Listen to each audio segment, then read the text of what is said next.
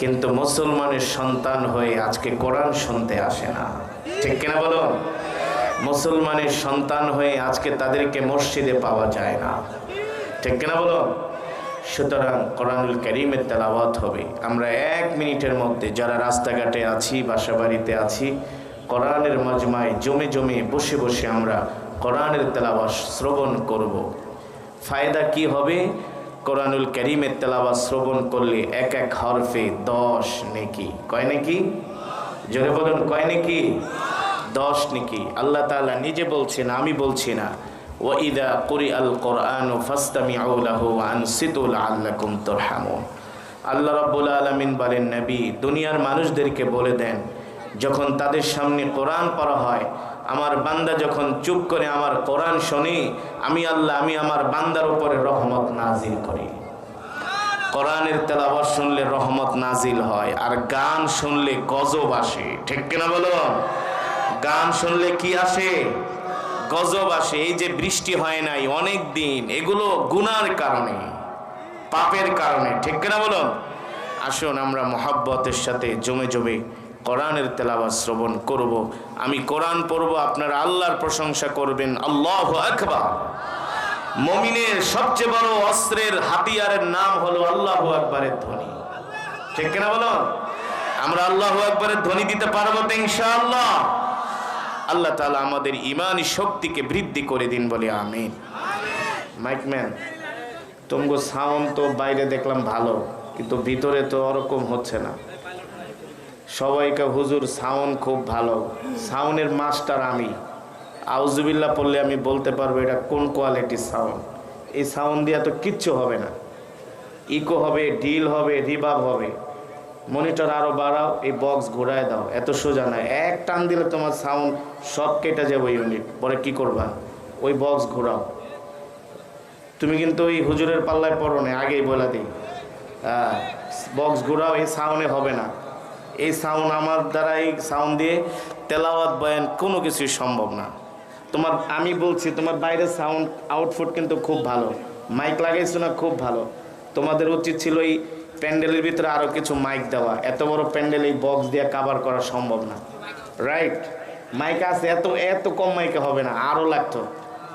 Eco হবে, deal হবে, আওয়াজটা ভাসবে।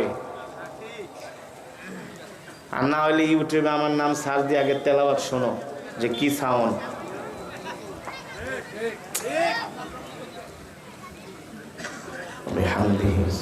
মনিটর বাড়াও, মনিটর ফুল বাড়াও, ইকো দিবা, ঢিলে দিবা, আওয়াজটা ভাসবে। 3টা ঢিলে দাও, বেসটা বাড়াও। এত বড় স্টেজ, একটা ফ্যান দিবেন না? দূর থেকে ফ্যান দিতে বলেন, দূর থেকে, দূর থেকে। প্রচুর পোকা, ফ্যান দিলে আর পোকাগুলো আসবে না। ইকো, ঢিল, রিভার্ব বাড়াও, বাড়াও। তোমার সাউন্ড ভালো হবে, আমি তোমার অ্যাডভার্টাইজ করে দেওয়া যাব। সবাই তোমার মাইক নিবে, আর সাউন্ড ভালো হবে না, কোনো কম্প্রোমাইজ নাই।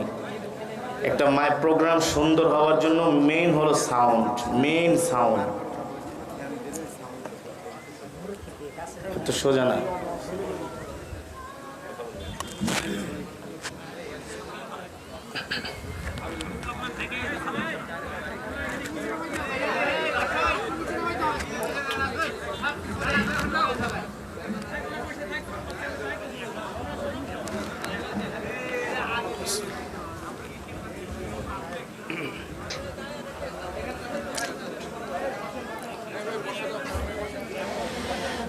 أعوذ بالله من الشيطان الرجيم.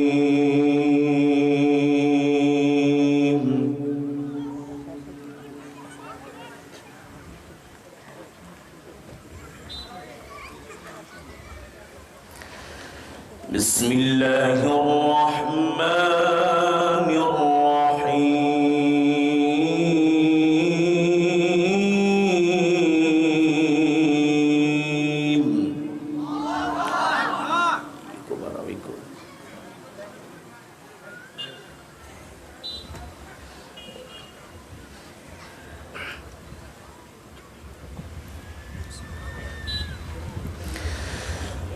وسيق الذين اتقوا ربهم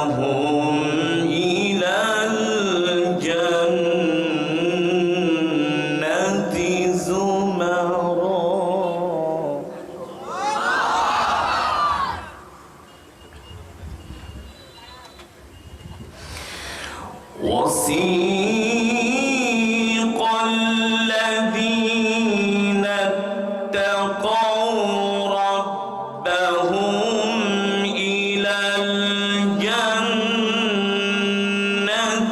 زمرا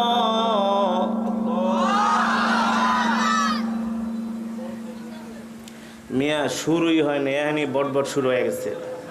হ্যাঁ বললাম ইকো লাগবে, ঢিল লাগবে, আমি কি তেলাওয়াতের মাঝখানে কথা বলবো? এতই সোজা এই সাউন্ড করা।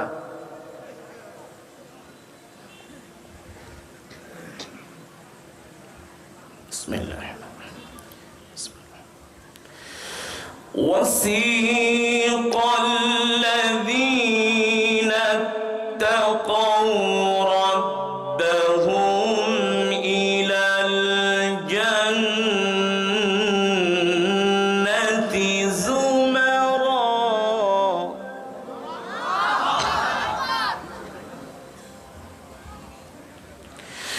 حتى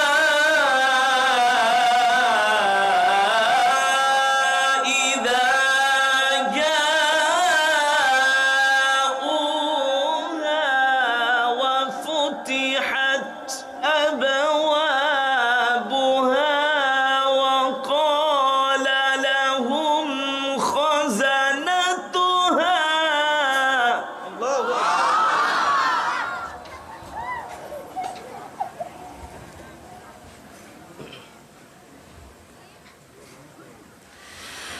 وفتحت أبوابها وقال لهم خزنتها سلام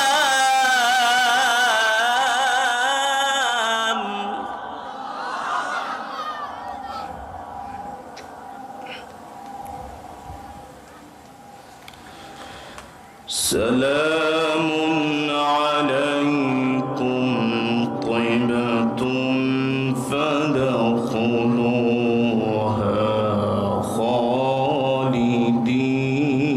خالدين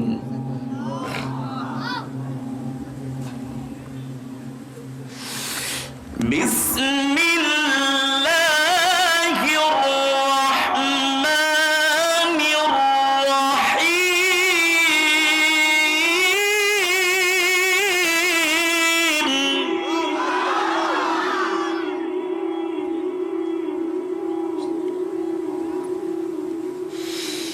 وسيق الذين اتقوا ربهم إلى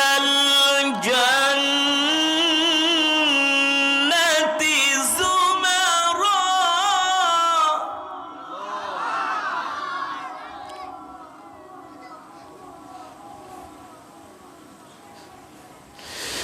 وسيق الذين اتقوا ربهم إلى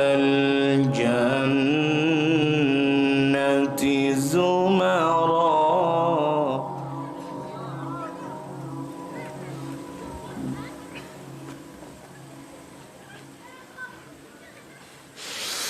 حتى إذا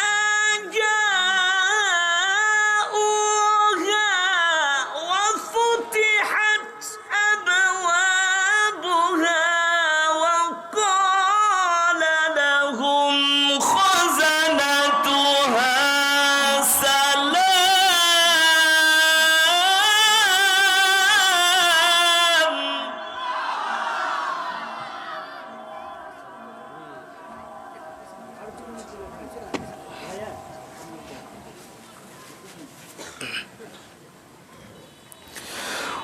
وقال لهم خزنتها سلام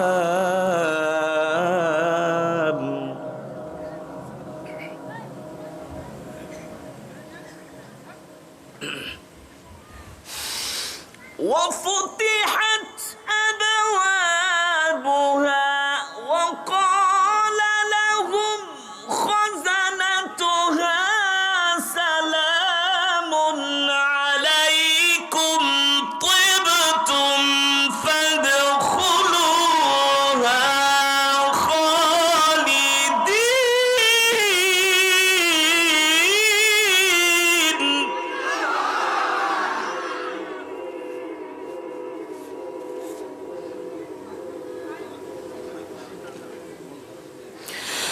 وقال لهم خزنتها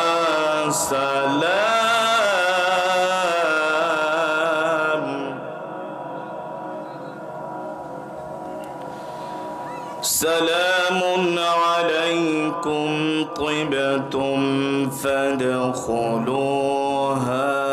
خالدين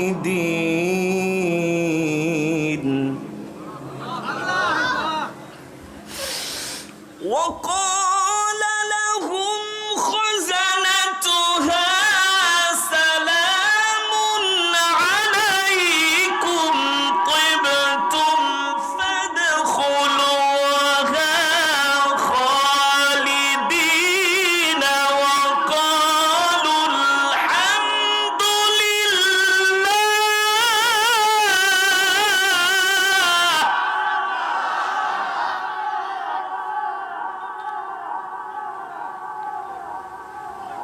এত ডিল পৃথিবীর কোনো সাউন্ড সিস্টেম দেয় না, পৃথিবীতে কোথাও নাই।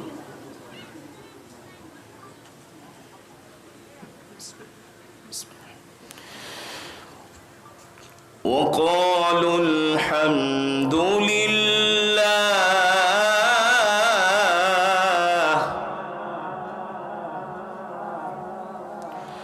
وقالوا الحمد لله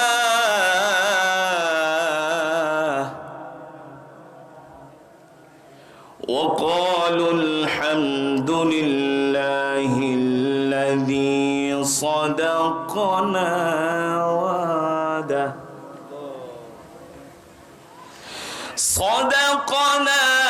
وعده وأورثنا الأرض نتبوأ من الجنة حيث نشاء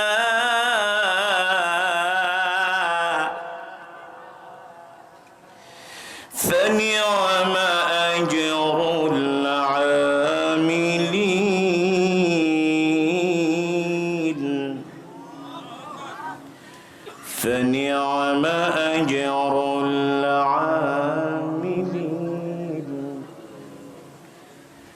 فنعم أجر العاملين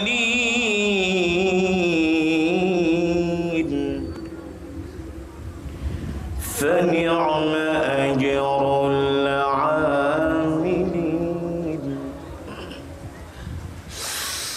وقالوا الحمد لله الذي صدقنا وعده وأورثنا الأرض نتبوأ من الجنة حيث نشاء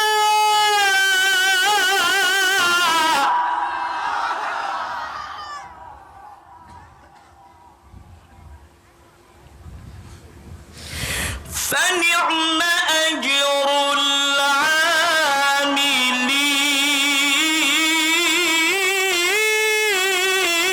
العاملين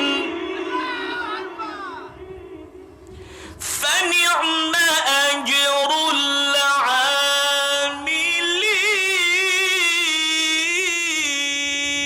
العاملين.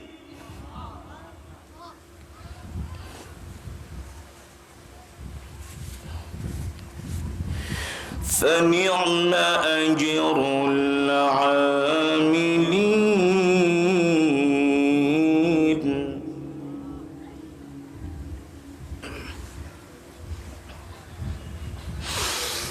وترى الملائكة حافين من حول العرش يسبحون بحمد ربهم وقضي بينهم بالحق وقيل الحمد لله.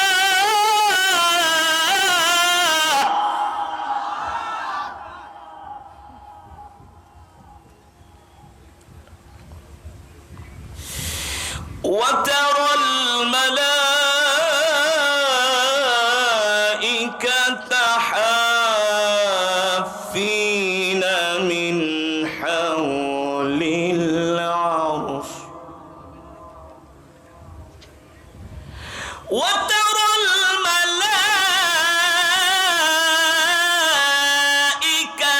حافين من حول العرش يسبحون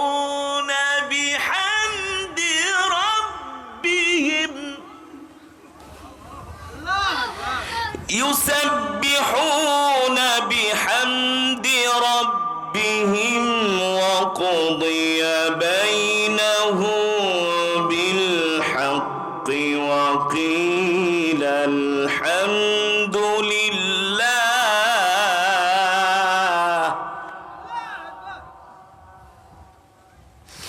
وقضي بينهم بالحق وقيل الحمد لله رب العالمين.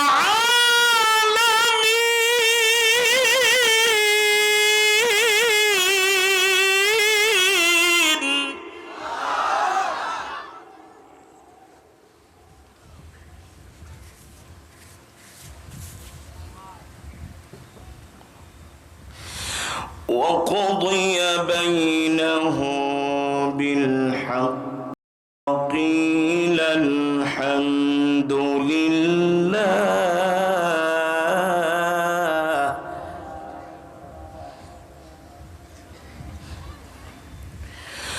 وقضي بينهم بالحق وقيل الحمد لله رب العالمين.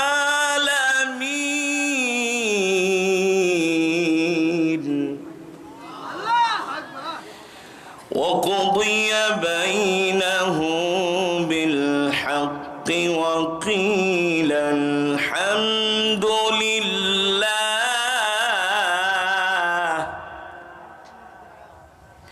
وقيل الحمد لله رب العالمين.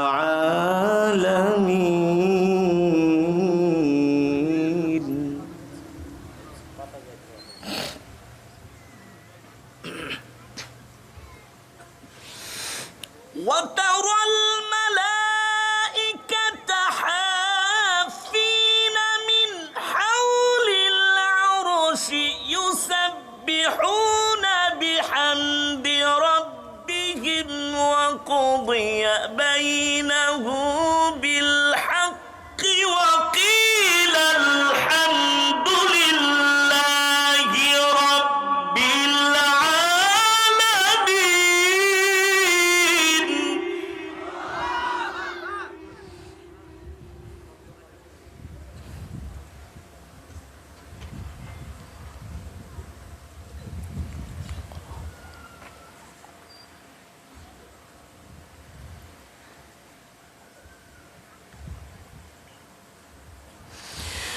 وقضي بينهم بالحق وقيل الحمد لله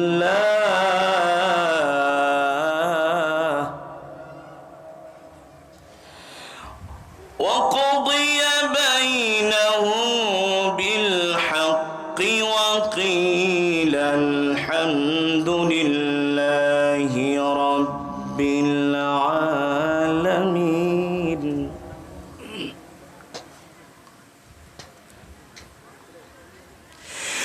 وقضي بينهم بالحق وقيل الحمد لله رب العالمين.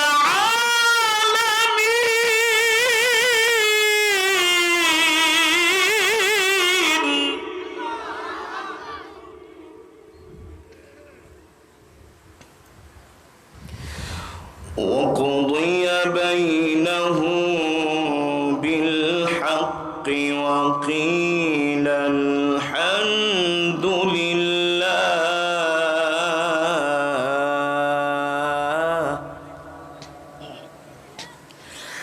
وقضي بينهم بالحق وقيل الحمد لله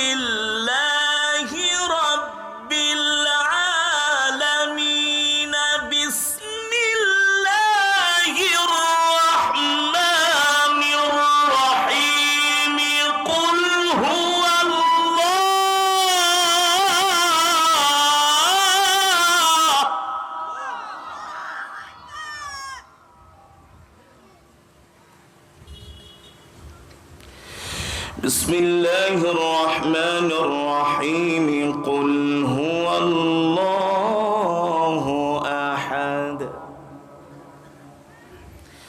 الله الصمد لم يلد ولم يولد لم يلد ولم يولد ولم يكن له كفوا أحد بسم الله الرحمن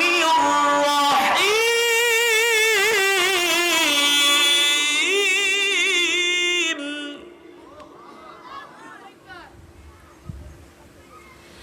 بسم الله الرحمن الرحيم قل هو الله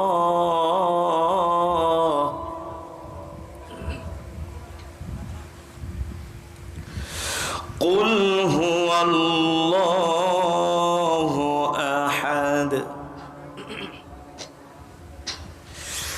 الله الصمد لم يلد ولم يولد ولم يكن له كفوا أحد بسم الله الرحمن الرحيم قل هو الله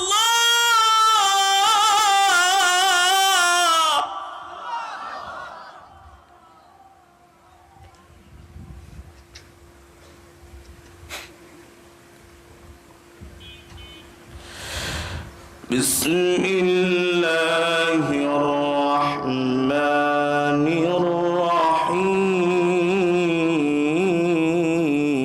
الرحيم بسم الله الرحمن الرحيم قل هو الله أحد الله الصمد لم يلد ولم يولد لم يلد ولم يولد ولم يكن له كفوا أحد بسم الله الرحمن الرحيم قل أعوذ برب الناس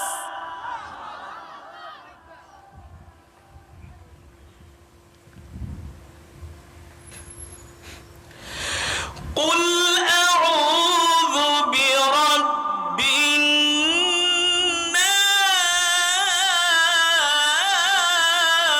الناس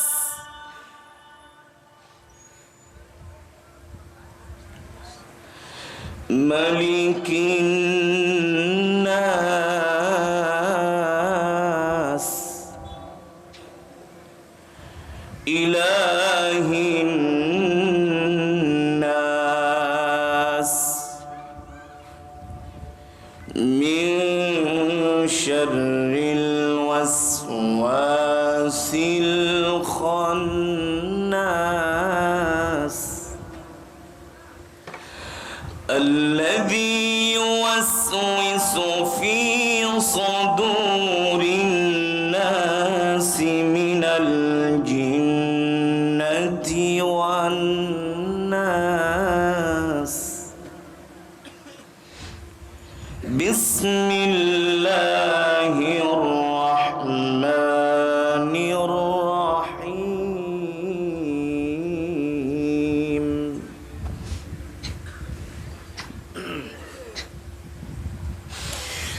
قل أعوذ برب الناس ملك الناس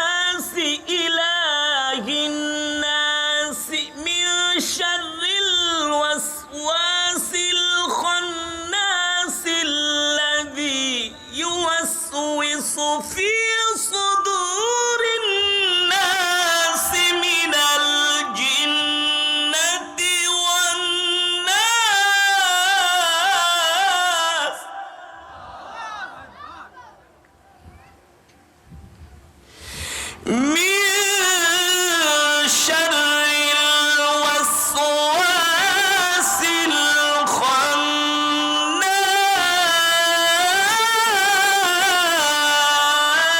الخناس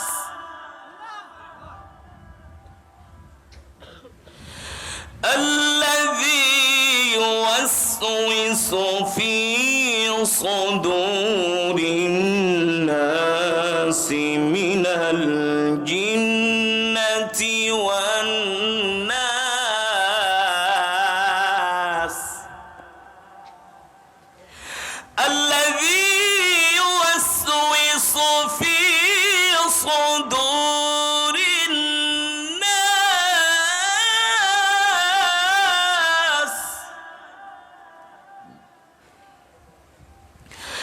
الذي يوسوس في صدور الناس من الجنة والناس الذي يوسوس في صدور الناس من الجنة والناس صدق الله العلي العظيم আমরা সকলেই বলি আলহামদুলিল্লাহ, আর ইমানি আওয়াজ দিয়ে বলি আলহামদুলিল্লাহ। ইমানদার মুসলমান, সমস্ত প্রশংসা কার জন্যে? আরো জোরে বলুন, কার জন্যে? একমাত্র মহান রব্বুল আলামিনের জন্য, যিনি আমাদেরকে সৃষ্টি করেছেন। ঠিক কিনা বলুন? মুসলমান, আমাদের হায়াতের মালিক কে? আমাদের রিজিকের মালিক কে? মুসলমান, আমরা কার গোলাম? আরো জোরে বলুন, আমরা কার গোলাম? আমরা এক আল্লাহর গোলাম। ঠিক কিনা বলুন? মুসলমান, আসমান কার? জমিন কার? গরম দেওয়ার মালিক কে? বৃষ্টি দেওয়ার মালিক কে? বিশ্বাস করেন? বিশ্বাস না করলে তো ঈমানই থাকবে না। ঠিক কিনা বলুন? এই যে কিছুদিন প্রচন্ড গরম গেল, কই পৃথিবীর কোন রাজা বাদশা তো আমাদেরকে এক ফোঁটা বৃষ্টি দিতে পারলেন না। ঠিক কিনা বলুন? পারবে কিভাবে? পৃথিবীর কোন রাজা বাদশা এক ফোঁটা বৃষ্টি দেওয়ার ক্ষমতা রাখে না। একমাত্র বৃষ্টি দেওয়ার মালিক কোরআনে আছে কি আছে না? নাই? আল্লাহ তাআলা এই কোরআনুল কারীমের সূরাতুন নাহলের 14 পারায় সূরাতুন নাহলের মধ্যে আল্লাহ নিজে বলছেন, ও আনজালনা মিনাস সামাই মাআ। নবী, আপনি বলে দেন, আমি আল্লাহ আসমান থেকে আমার বান্দার জন্য বৃষ্টি বর্ষণ করি। এই বৃষ্টি পৃথিবীর কোন রাজা বাদশা দিতে পারে না। ঠিক কিনা বলুন? পারে? আমেরিকার সাথে বাংলাদেশের সম্পর্ক, জার্মান, রাশিয়া, ফ্রান্স, চীন, পাশের রাষ্ট্র ভারত। ঠিক না? ভারতের থেকে কত কিছু আসে, পেঁয়াজ আসে, ডাইল আসে, আটা আসে, গম আসে, আবার মাঝে মাঝে ফেন্সিডিলও আসে। ঠিক কিনা বলুন? এত কিছু দেয় পাশের রাষ্ট্র। প্রধানমন্ত্রী বলতো যে, মোদি আমাদেরকে একটু বৃষ্টি দাও।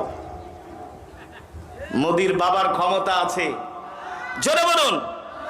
পৃথিবীতে টেকনোলজির দিক থেকে এগিয়ে সবচেয়ে বেশি চায়না। চায়নার যিনি প্রধানমন্ত্রী, প্রেসিডেন্ট, তার নাম হলো শি জিনপিং। প্রধানমন্ত্রী যদি বলতো, শি জিনপিং আমাদেরকে একটু বৃষ্টি দাও, আমরা প্রচন্ড গরমে আছি, আমাদের দেশের ফসল নষ্ট হয়ে যাচ্ছে। ঠিক কিনা বলুন? এই যে আজকে আমি আসতেছিলাম, একটা তরমুজ কিনেছি নাটোরে। এখন তরমুজওয়ালা বলে, হুজুর তরমুজ তো নিবেন, তরমুজ তো মিষ্টি হবে না। আমি বলি কেন? বলে বৃষ্টি না হলে ফল মিষ্টি হয় না। আল্লাহু আকবার। জোরে বলুন আল্লাহু আকবার। তাহলে বৃষ্টি দেওয়ার মালিক কে? আরো জোরে বলি, মুসলমান কে? তাহলে আসমান কার? জমিন কার? মুসলমান ইমানদার ইমানি বজ্রকণ্ঠে আওয়াজ দিয়ে পৃথিবীর 250 কোটি মুসলমানকে বলতে হবে, এই পৃথিবীর জমিনে যদি শান্তি প্রতিষ্ঠা করতে হয়, এক আল্লাহর বিধান মানতে হবে। ঠিক কিনা? না বলো? এই সমস্ত গণতন্ত্র, ফনতন্ত্র, রাজতন্ত্র এগুলো ডাস্টবিনের ভিতরে ফেলে দাও। ঠিক কিনা বলেন? 50 বছর পর্যন্ত গণতন্ত্র দেখেছি, 100 বছর রাজতন্ত্র দেখেছি, 200 বছর কমিউনিজম দেখেছি। কোন গণতন্ত্র, রাজতন্ত্র, সমাজতন্ত্র পৃথিবীর মানুষকে শান্তি দিতে পারে নাই। এই সব হলো ধোঁকাবাজি, ফাউতাবাজি। এই পৃথিবীতে শান্তি প্রতিষ্ঠা করতে হলে আল্লাহর কোরআনের তন্ত্র ছাড়া শান্তি প্রতিষ্ঠা সম্ভব না। সঠিক? জোরে বলুন। সেই কোরআন থেকে আমি তেলাওয়াত করেছি, সেই কোরআন থেকে আমি তেলাওয়াত করেছি। আমি কোরআন পড়েছি, আপনারা শুনেছেন, এক এক হরফে 10টি করে নেকি পেয়েছেন। আরো আস্তে কোন সুবহানাল্লাহ। শোনেন, উত্তরাঞ্চলের মানুষের কিন্তু একটা বদনাম আছে। কোরআনের মজমায় আসছেন, সবচেয়ে বেশি শক্তি দিয়ে এখানে ইমানি আওয়াজ দিয়ে আল্লাহু আকবারের ধ্বনি দিতে হবে। ঠিক কিনা বলুন? এদেশের কিছু নাস্তিক মুরতাদ, গুটি কয়েক নাস্তিক মুরতাদ বেঈমান আছে যারা কিনা বাংলার জমিনে ইসলাম সহ্য করতে পারে না।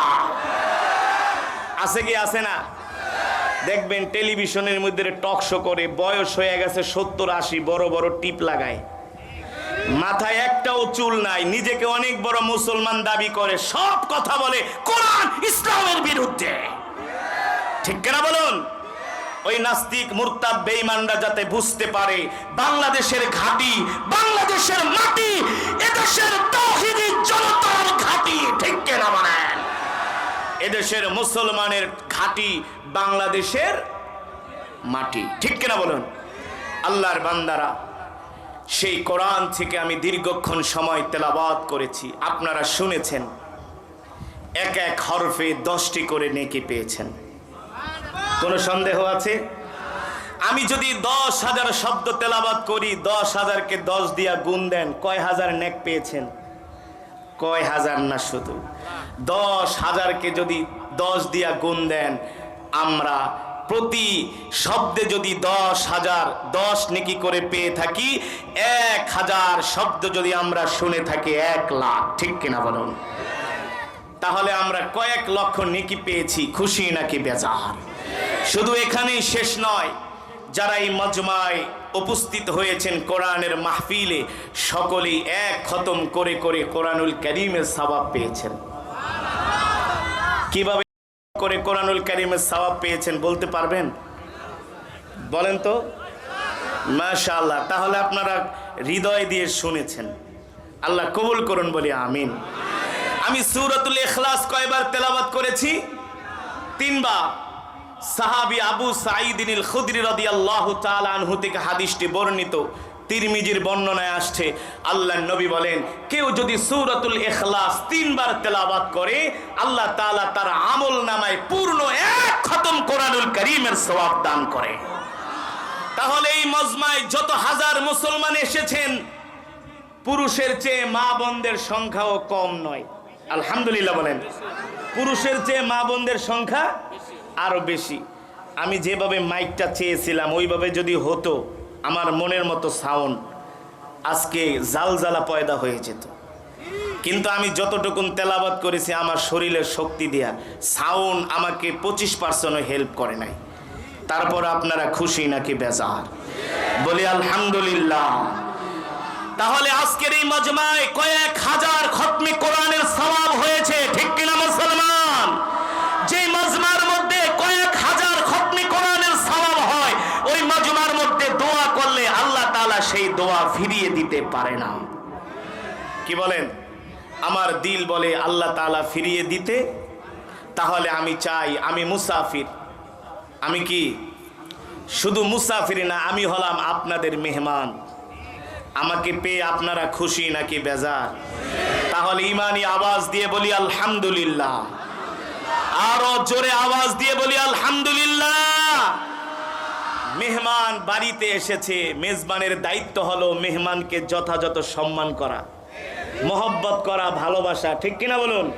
শুধু মহব্বত ভালোবাসা না, হাদিসের মধ্যে এটাও আসছে, আল্লাহ রসুল বলছেন তোমার বাড়িতে যদি কোনো মেহমান আসে, তোমার যদি সাধ্য থাকে মেহমানকে যে আগে জিজ্ঞেস করবা আপনি আমার বাড়িতে আসছেন, খুশি হয়েছি, আপনি কিভাবে আপ্যায়ন করলে খুশি হন।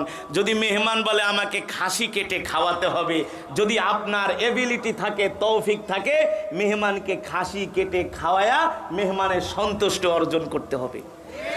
এত সোজা না, মেহমানের অনেক মর্যাদা, ঠিক কিনা বলুন? তবে আলহামদুলিল্লাহ আমি আপনাদের এতক্ষণের আচরণে মুগ্ধ, এখন বাকিটা দেখার পালা। দেখি মেজবান মেহমানের সাথে কি আচরণ করে, ঠিক কিনা বলুন? আচ্ছা বলেন, আপনারা যারা ওয়াজ শুনতে আসছেন, এখান থেকে আপনারা কয় কিলোমিটার দূর থেকে আসছেন? 5 কিলো, 10 কিলো, এর তো বেশি না, এর বেশি। কিন্তু আমি আসছি কয়শো কিলো দূর থেকে বলেন তো? আপ ডাউনে প্রায় 700, আপ ডাউনে প্রায়, আপ ডাউন না, আমি আসছি আবার যাব। তো একটা মানুষ 700 কিলোমিটার, 350 কিলোমিটার জার্নি করে আসলে তার শরীরের অবস্থা কেমন হয়? আপনারা তো একদিন ঢাকা থেকে, রাজশাহী থেকে ঢাকায় গেলে 3 দিন পর্যন্ত সুরের সরিষার তেল মারতে হয়, কথা কয় না? ঘাড়ে, কোমরে, গর্দানে, পিঠে, বাবারে উঠতে পারি না, মারে ধইরা উঠা, ঠ্যাং ব্যথা করে, কোমর ব্যথা করে। তো আমি আসছি, আবার ঢাকায় চলে যাব আগামীকাল, দিনের বেলা আবার বাদ জোহর প্রোগ্রাম। তো যেটা বলছিলাম, জার্নি করে ক্লান্ত হয়ে যায়, পরিশ্রান্ত হয়ে যায়। আল্লাহর কসম করে বলি, এই কোরআন তেলাওয়াত করলে আর কোনো ক্লান্তি থাকে না। কেন থাকবে? আল্লাহ নিজে বলছেন, অনুনাজ্জিলু মিনাল কোরআনি মা হুয়া শিফা। কোরআন হলো সর্বরোগের ঔষধ, কোরআন হলো মুমিনের মেডিসিন, ঠিক কিনা বলুন? তাহলে বলুন, দূরে যাবে কারা, আপনারা নাকি আমি? কথার মিনিং বুঝতে পেরেছেন তো? দূরে কে যাবে, আমি না আপনারা? কথা কয় না? রাজশাহীর মানুষ চালাক আছে, এখন কথা কইব না, বলে কথা কইলে তো পেছায় ধরা খাইয়া যাব। তো দূরে কে যাবে? 350 কিলোমিটার দূরে। আচ্ছা, দূরে যে যাবে সে কি আগে যায় না যারা কাছ থেকে আসে তারা আগে যায়? বলেন, যারা যারা কাছ থেকে আসে তারা আগে যায়? যারা কাছ থেকে আসে তারা আগে যায় না যে দূর থেকে আসে সে আগে যায়? যে দূর থেকে আসে সে আগে যায়, ঠিক কিনা বলুন? তার মানে কি, মেহমান যাবে আগে, মেজবান যাবে পরে। এর অর্থ হলো আমি মোনাজাত দিব, তারপরে যাবেন। বয়ান শেষ না করে আমরা কেউ মজমা থেকে উঠব? রাজি আছেন? দেখবো আজকে এই তানোরের মানুষের ইমানের পাওয়ার কেমন। অলরেডি ইবলিস শয়তান কিন্তু মঞ্চের বাহির থেকে বলতেছে, দোস্ত তাড়াতাড়ি আয়, যে কোরআন তেলাওয়াত শুনছস আর ও আর শোনার দরকার নাই, এবার জঙ্গলে যায় 2টা বিড়ি টান মার, ঠিক কিনা বলুন? ইবলিস শয়তান বলবে, 1 খতম করে কোরআন শরীফের সওয়াব পাইছো, আর দরকার নাই, এবার বাইরে আইসা বিড়ি টানো, সিনেমা দেখো, ফেসবুক দেখো, চায়ের দোকানে বসে গল্প করো। অর্থাৎ এতক্ষণ যে সওয়াব পেয়েছেন সবগুলো শয়তান শেষ করার একটা চক্রান্ত করতেছে। আমরা ইবলিসকে সেই সুযোগ দিব না, ইনশাআল্লাহ। তাহলে আমরা মোনাজাত দিয়ে শেষ বয়ান শুনে আমরা বাড়িতে যাব। বয়ান শেষ না হওয়ার আগে আমরা কেউ এই মজমা থেকে উঠব না, এই প্রতিজ্ঞা আমরা করতে পারি ইনশাআল্লাহ। জোরে বলুন, পারবো ইনশাআল্লাহ? তাহলে কে কে মোনাজাত দিয়া মাহফিল শেষ করে বাড়িতে যাবেন, হাত উঠিয়ে আল্লাহ তাআলাকে দেখায় দেন। হাতগুলো সোজা করেন, সোজা করেন, ইমানদারের মতো সোজা করেন, মুনাফিকের মতো না, সোজা করেন। ডাক দেন, ইয়া আল্লাহ। আরো জোরে বলেন, ইয়া আল্লাহ। আমাদের কবুল করে নেন, শেষ মোনাজাত দিয়ে যাওয়ার তৌফিক দেন, বলি আমিন। মাশাআল্লাহ, হাত নামান। এই এলাকার মানুষ, তানোরের মানুষগুলো অনেক ধর্মপ্রাণ, আল্লাহ আপনি তাদের উপর রহম করুন, বলি আমিন। আল্লাহ তাআলা আমাদেরকে কবুল করুন, বলি আমিন।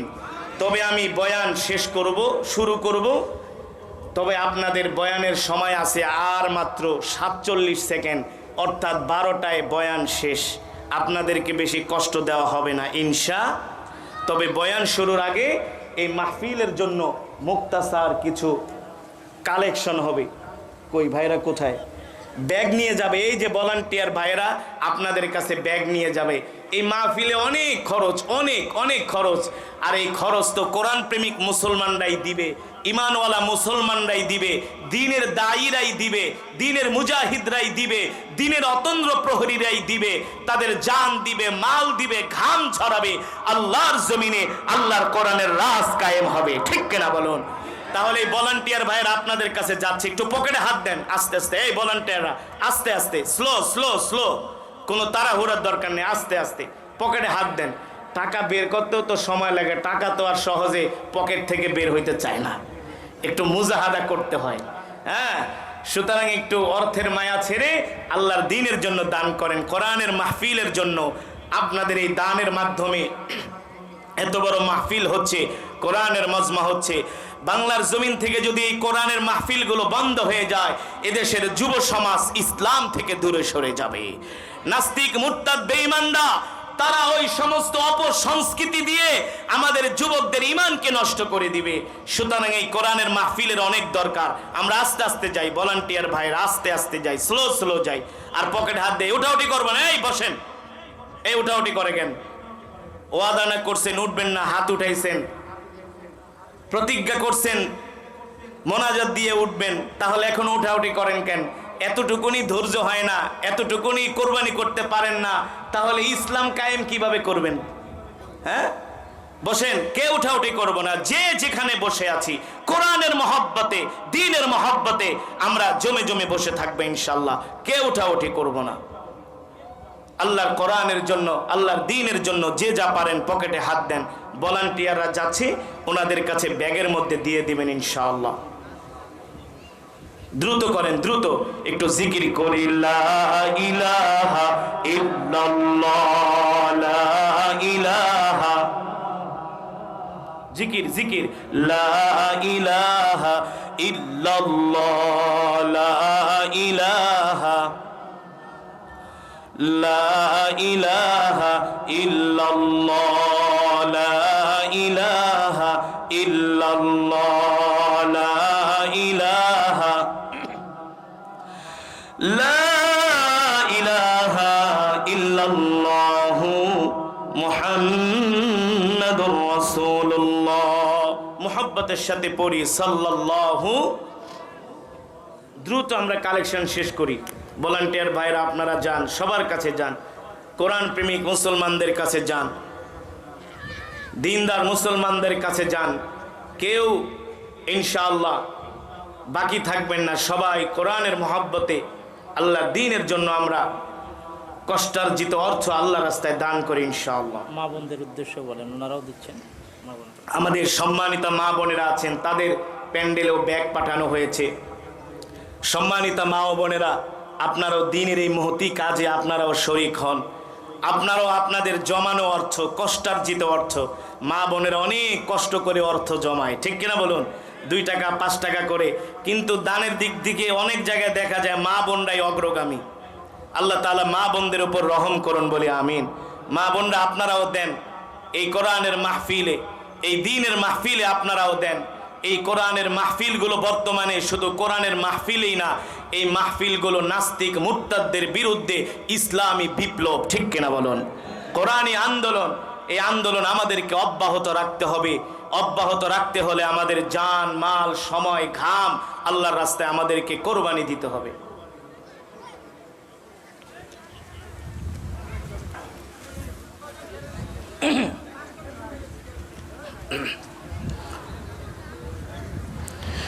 الحمد لله نحمده ونستعينه ونستغفره ونؤمن به ونتوكل عليه ونعوذ بالله من شرور أنفسنا ومن سيئات أعمالنا من يهده الله فلا مضل له ومن يضلله فلا هادي له ونشهد أن لا إله إلا الله وحده لا شريك له ونشهد أن سيدنا ومولانا محمدا عبده ورسوله الذي أرسله بالحق بشيرا ونذيرا وداعيا إلى الله بإذنه وسراجا منيرا أما بعد فأعوذ بالله من الشيطان الرجيم بسم الله الرحمن الرحيم إن الدين عند الله الإسلام وقال تعالى اليوم أكملت لكم دينكم وأتممت عليكم نعمتي ورضيت لكم الإسلام دينا وقال رسول الله صلى الله عليه وسلم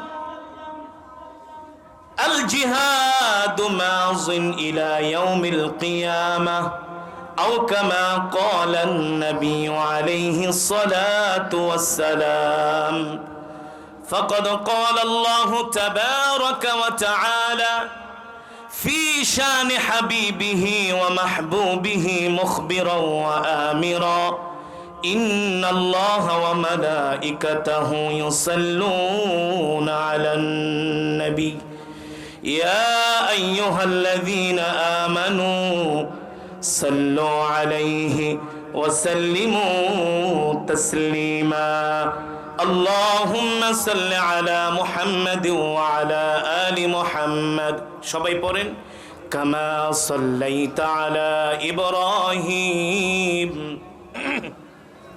وعلى آل إبراهيم إنك حميد مجيد اللهم بارك على محمد وعلى آل محمد كما باركت على إبراهيم وعلى آل إبراهيم إنك حميد مجيد بلغ العلا بكماله كشف الدجى بجماله حسنت جميعا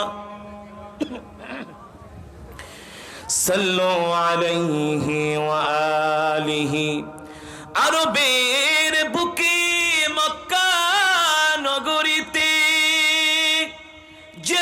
যেথায় মা আমিনার ঘর খোদার করুণায় কাউসার হয়ে রহমত ঝরেছে বারংবার বালাগাল আউলা বিকামালিহি كشف الدجى بجماله حسنت جميع خصاله صلوا عليه وآله الحمد لله আল্লাহ তাআলার দরবারে লাখো কোটি শুকর যে মহান আল্লাহ সুবহানাহু ওয়া তাআলা সিন্ধুকাই গ্রামবাসীর উদ্যোগে 2 দিন ব্যাপী ঐতিহাসিক তাফসীরুল কোরআন মাহফিল উক্ত মাহফিলের সম্মানিত সভাপতি সহ সভাপতি বিশেষ অতিথি প্রধান অতিথি মঞ্চে উপবিষ্ট দিগার হযরতে উলামায়ে কেরাম তলাবায়ে ইজম দূর দূরান্ত থেকে আগত দিন প্রিয় ইসলাম প্রিয় আমার কলিজার টুকরা যুবক বন্ধুরা বৃদ্ধ বাবারা পর্দার অন্তরালের সম্মানিত মা ও বোনেরা সেই মহান আল্লাহ সুবহানাহু ওয়া তাআলার দরবারে লাখো কোটি শুকর যে মহান রব্বুল ইজ্জত ওয়াল জালাল আজকে আমাদেরকে এত সুন্দর আবহাওয়া বেশি গরমও না মাশাআল্লাহ মোটামুটি ঠান্ডা আছে ঠিক কিনা বলুন কত সুন্দর একটি আবহাওয়া এই আবহাওয়ার মধ্যে কোরআন ও হাদিসের মাজমা জান্নাতের বাগান এটা কিসের বাগান জান্নাতের বাগান মাজালিসুল ইলম রাউদাতুম মির রিয়াদিল জান্নাহ যে মাজমার মধ্যে কোরআনের আলোচনা হয় কোরআনের তেলাওয়াত হয় এই জায়গাটা দেখতে একটা মাঠ একটা ঘাট মনে হয় আল্লাহর রাসূল বলে না এটা একটা আল্লাহর জান্নাতের বাগানে পরিণত হয়ে গিয়েছে বলি সুবহানাল্লাহ আল্লাহ তাআলা এই মাজমায় আপনাকে আমাকে আসার বসার তৌফিক দিয়েছেন সুযোগ করে দিয়েছেন এজন্য আমরা শুকরিয়াতান আদায় করি বলি আলহামদুলিল্লাহ আল্লাহর বান্দারা যারা মুমিন তারা বেশি বেশি আল্লাহ তাআলার শুকর আদায় করে ঠিক কিনা বলুন আর যারা জান্নাতি মানুষের কিছু সিফাত আছে, কিছু গুণ আছে। তারা বেশি বেশি রবের শুকর আদায় করে, তারা বেশি বেশি সুবহানাল্লাহ বলে, তারা বেশি বেশি আলহামদুলিল্লাহ বলে, তারা বেশি বেশি ইস্তেগফার পড়ে, তারা বেশি বেশি দুরূদ শরীফ পড়ে, যারা জান্নাতি। আর যারা অহংকারী নাফরমান, তাদের মুখ দিয়ে জবান দিয়ে আল্লাহর প্রশংসা বের হতে চায় না। যারা অহংকারী দেখবেন তারা কখনো আল্লাহর প্রশংসা করে না, ঠিক কিনা বলুন? আর জান্নাতি যারা মুমিন, তারা কথায় কথায় আল্লাহর প্রশংসা করে কি করে না, জোরে বলুন। তো সেই মহান রব্বুল ইজ্জত ওয়াল জালাল আমাদেরকে আজকের এই বিশাল তাফসীরুল কোরআন মাহফিলে আসার বসার তৌফিক দিয়েছেন। আল্লাহ তাআলা আমাদেরকে অনেক বড় অনুগ্রহ করেছেন, দয়া করেছেন, মায়া করেছেন, এই কোরআনের মজমায় এনেছেন। যদি এই কোরআনের মজমায় না আসতেন কি করতেন? বাড়িতে বসে বসে গল্প করতেন, চায়ের দোকানে বসে বসে আড্ডা দিতেন, যুবকরা ফেসবুক চালাতো, আর কিছু প্রবীণ মুরব্বীরা আছে যারা বিড়ি খায়, তারা রাস্তায় বসে চায়ের দোকানে বসে বিড়ি খেত আর বাংলা সিনেমা দেখতো। কথা বলুন, ঠিক না ঠিক? কিন্তু আল্লাহ তাআলা এই কোরআনের মজমায় এনেছেন। কোরআনের মজমায় এনে আল্লাহ তাআলা আমাদেরকে তার জবানের কালাম শোনার তৌফিক দিয়েছে। আল্লাহু আকবার। মুসলমান বন্ধুরা, যুবকরা, আজকে তো আমরা এই কোরআনের মাহফিলে আসলে আমরা শুধু ঘড়ির দিকে তাকাই যে হুজুর বয়ান শেষ করে না কেন, ঠিক কিনা বলুন? এমন কিছু মুসলমান আছে কি আছে না? কোরআনের মাহফিলে আসলে তাদের প্রেশার উঠা যায়, হতাশ হয়ে যায়, কোরআনের মজমায় বসতে চায় না।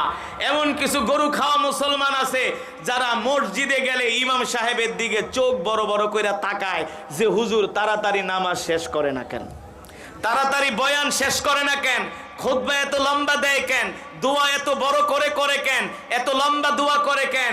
এমন কিছু মানুষ আছে যাদের মসজিদে গেলে ইবলিস শয়তান তাদেরকে প্ররোচনা দেয়, তাড়াতাড়ি বের হ, তাড়াতাড়ি বের হ। মনে হয় তারা মসজিদ থেকে বের হইলে বেঁচে যায়, কোরআনের মাজমা থেকে বের হইলে বেঁচে যায়। এমন কিছু মুসলমান এই জমিনে আছে কি আছে না? জোরে বলুন, আছে কি আছে না? আবার এমনও মুসলমান আছে যারা কোরআনের মজমায় আসলে আর যেতে চায় না, ঠিক কিনা বলুন? যারা মসজিদে ঢুকলে আর বের হতে চায় না।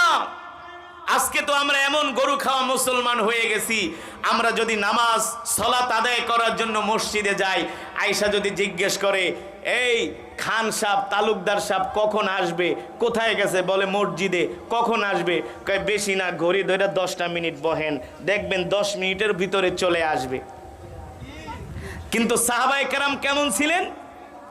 কেউ যদি এসে জিজ্ঞেস করতো আইনা আবু বকর, আইনা ওমর,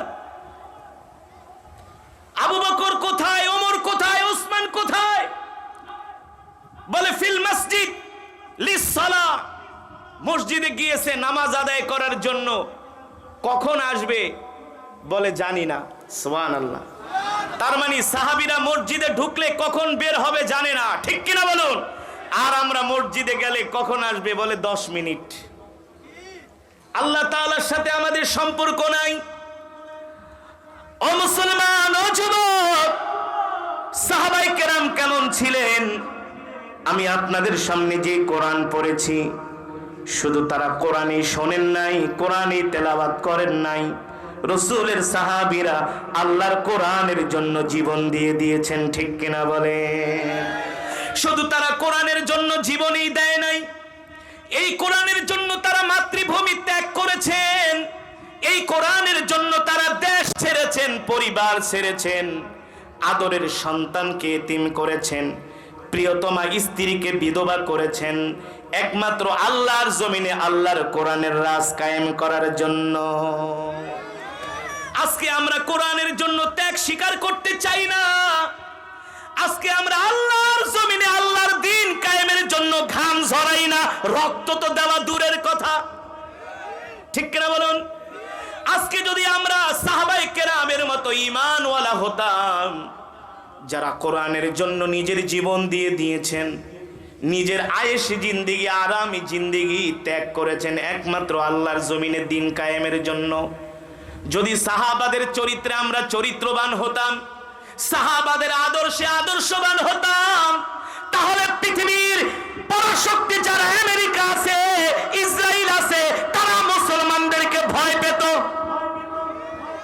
ঠিক কিনা বলেন? আজকে 250 কোটি মুসলমান, 57টি মুসলিম রাষ্ট্র, অথচ 70 লক্ষ ইহুদি আজকে ফিলিস্তিনের মুসলমানদেরকে প্রতিদিন হত্যা করতেছে। আমরা 250 কোটি মুসলমান হয়ে কোনো প্রতিবাদ করার সাহস পাই না। অথচ 313 জন মুসলমান 1000 কাফেরের বিরুদ্ধে লড়াই করে জিহাদ করে বিজয় অর্জন করেছে। ঠিক কিনা বলেন?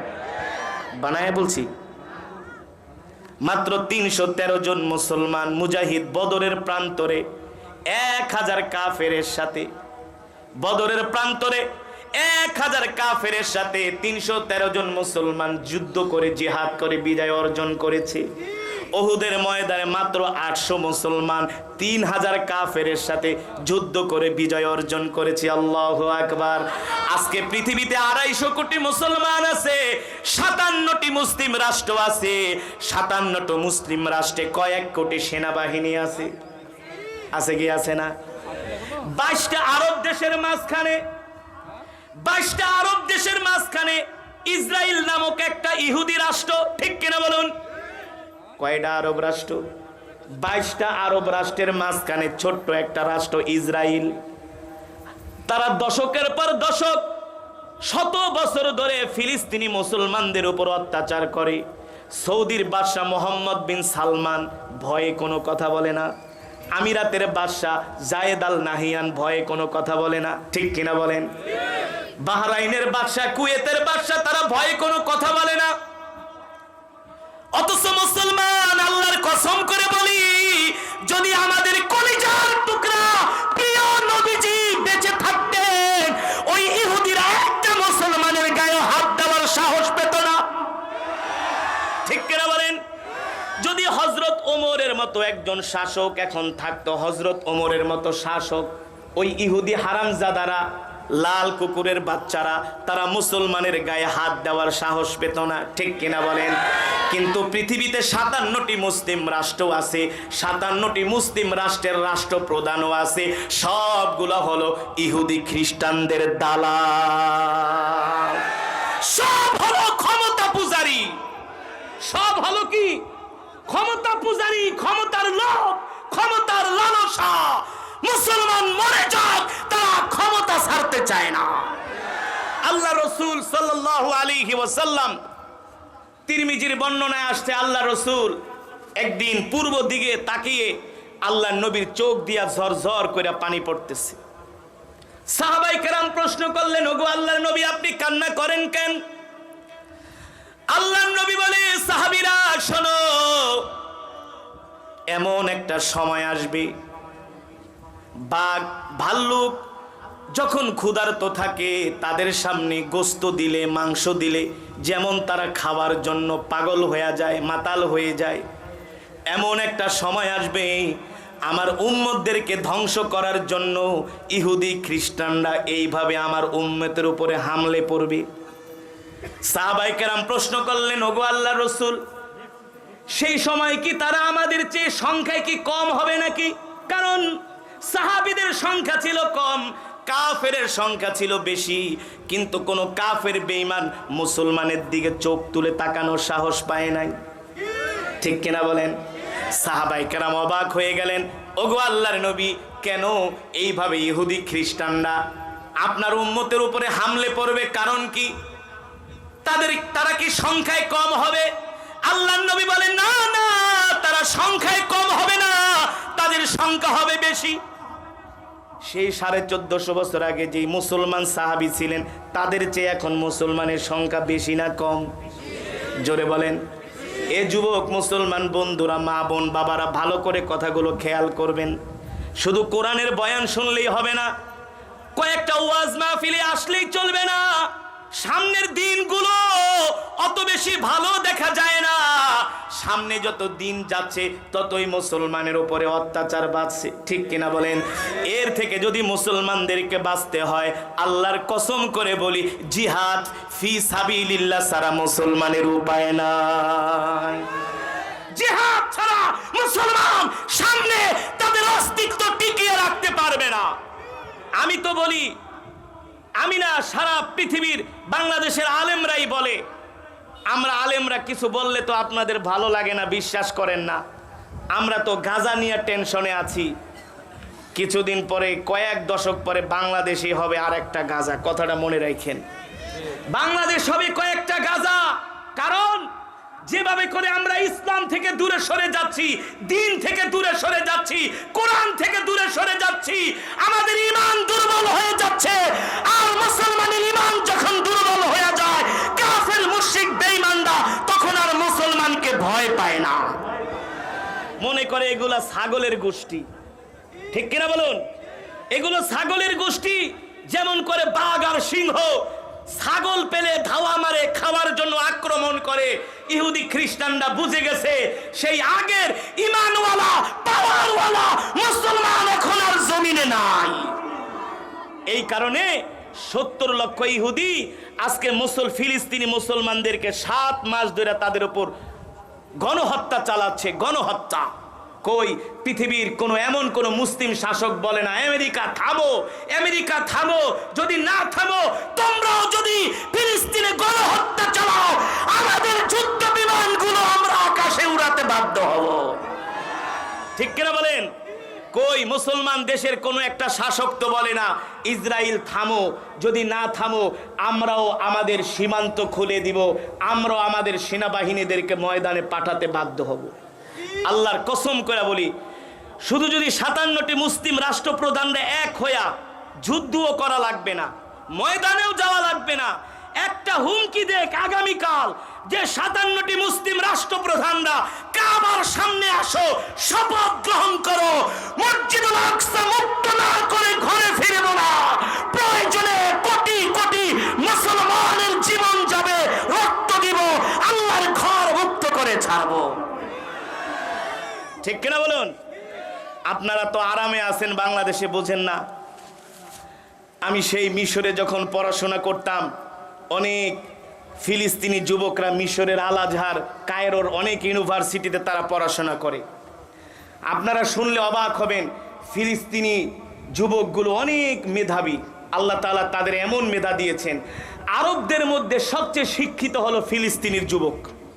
ফিলিস্তিনের মুসলমানরা হলো সবচেয়ে শিক্ষিত।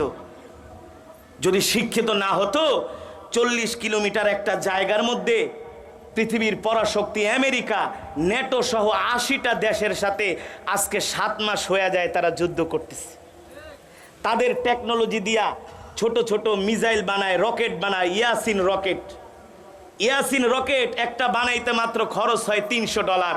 আর $300 একটা রকেট ইয়াসিন দিয়ে ইসরায়েলের 3 থেকে 4 মিলিয়ন ডলারের এক একটা মার্কাবা ট্যাঙ্ক ধ্বংস করে। আল্লাহু আকবার, জোরে বলুন আল্লাহু আকবার। এই ক্ষমতা দিয়েছেন কে?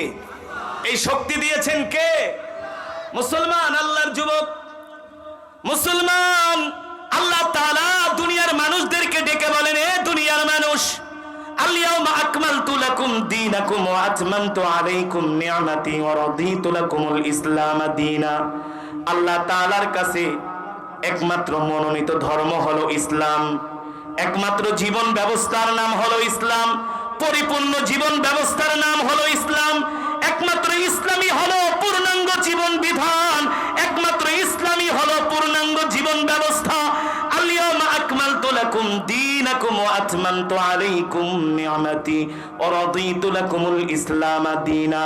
ইসলাম এমন একটা ধর্ম, এমন একটা জীবন ব্যবস্থার নাম, আল্লাহ রাব্বুল আলামিন বলেন একমাত্র আমি ইসলামকে দ্বীন মনোনীত করে পূর্ণাঙ্গ জীবন বিধান করে আমি তোমাদেরকে কাছে প্রেরণ করেছি। আল্লাহু আকবার। ইসলামের মধ্যে সব আছে, এমন একটা ধর্ম আমরা পেয়েছি, এমন একটা কোরআন আমরা পেয়েছি। ঠিক কিনা বলুন? আমরা মুসলমানরা আজকে মার খাই, আমাদের তো কোনো সম্পদের অভাব নাই, সেনাবাহিনীর অভাব নাই, অস্ত্রের অভাব নাই, তেলের অভাব নাই, কোনো কিছুর অভাব নাই। আমাদের কাছে আছে পৃথিবীর শ্রেষ্ঠ কিতাব আল কোরআন, আমাদের কাছে আছে পৃথিবীর সবচেয়ে দামি সম্পদ তেল, আমাদের কাছে আছে পৃথিবীর সবচেয়ে বড় বড় সাহসী সেনাবাহিনী। তাহলে আমরা মুসলমানরা কেন মার খাই? কারণ কি? আমাদের ধর্ম হলো পূর্ণাঙ্গ জীবন বিধান। ইসলাম ছাড়া যত ধর্ম আছে, কোন ধর্মই পূর্ণাঙ্গ জীবন বিধান নয়। ঠিক কিনা বলেন? আমাদের ধর্ম সঠিক ধর্ম, সত্য ধর্ম, পূর্ণাঙ্গ জীবন বিধান। আমাদের কোনো কিছুর অভাব নাই, তাহলে আমরাই কেন পৃথিবীতে মার খাই? এর কারণ হলো আমাদের ঈমানি শক্তি দুর্বল হয়ে গেছে। আর ঈমানি শক্তি দুর্বল হওয়ার কারণ হলো আল্লাহ তাআলা আমাদেরকে যে কোরআন দিয়েছেন, এই কোরআন আমরা তেলাওয়াত করি না, এই কোরআন আমরা বুঝি না, বুঝতেও চাই না। আজকের মাহফিলে যদি আমি জিজ্ঞেস করি কয়জন মুসলমান আজকে সকালবেলা ইয়াসিন সূরা পড়েছেন,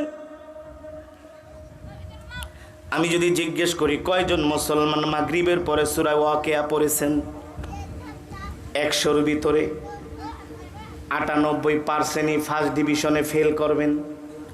আর যদি জিজ্ঞেস করি সকালবেলা কয়জনে বাংলা সিনেমা দেখছি, ঘুম থেকে ওইটা দাঁতটা মেজে যায় দোকানে বসে চা খায় আর সিনেমা দেখে, কথা কয় না? সব মিস, কিন্তু বিড়ি খাওয়া সিগারেট খাওয়া মিস নাই, ঠিক কিনা বলেন? আর যদি প্রশ্ন করি আজকে আপনারা কয়জন ফজরের নামাজ পড়ছেন, কয়জন ফজরের নামাজ পড়ছেন? এখানে 5%ও মুসলমান পাওয়া যাবে না যারা ফজরের নামাজ পড়ছে। রাগ করতেছেন?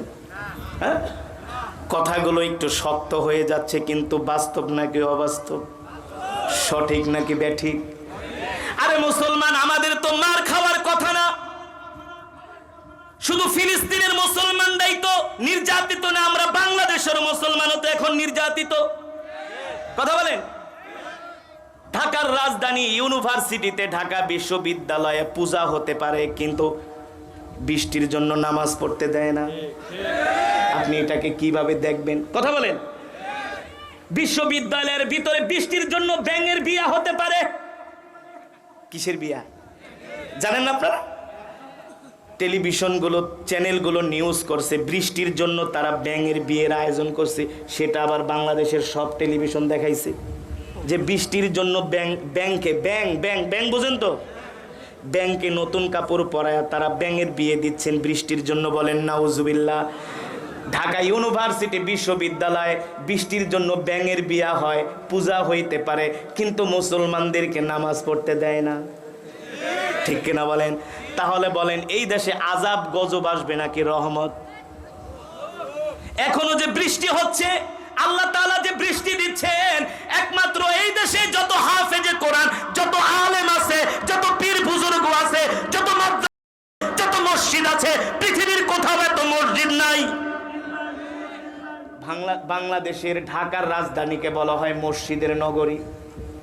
যে মসজিদের নগরী থেকে ফজরের সময় আল্লাহু আকবারের ধ্বনিতে আজান হয়, ঠিক কিনা বলেন?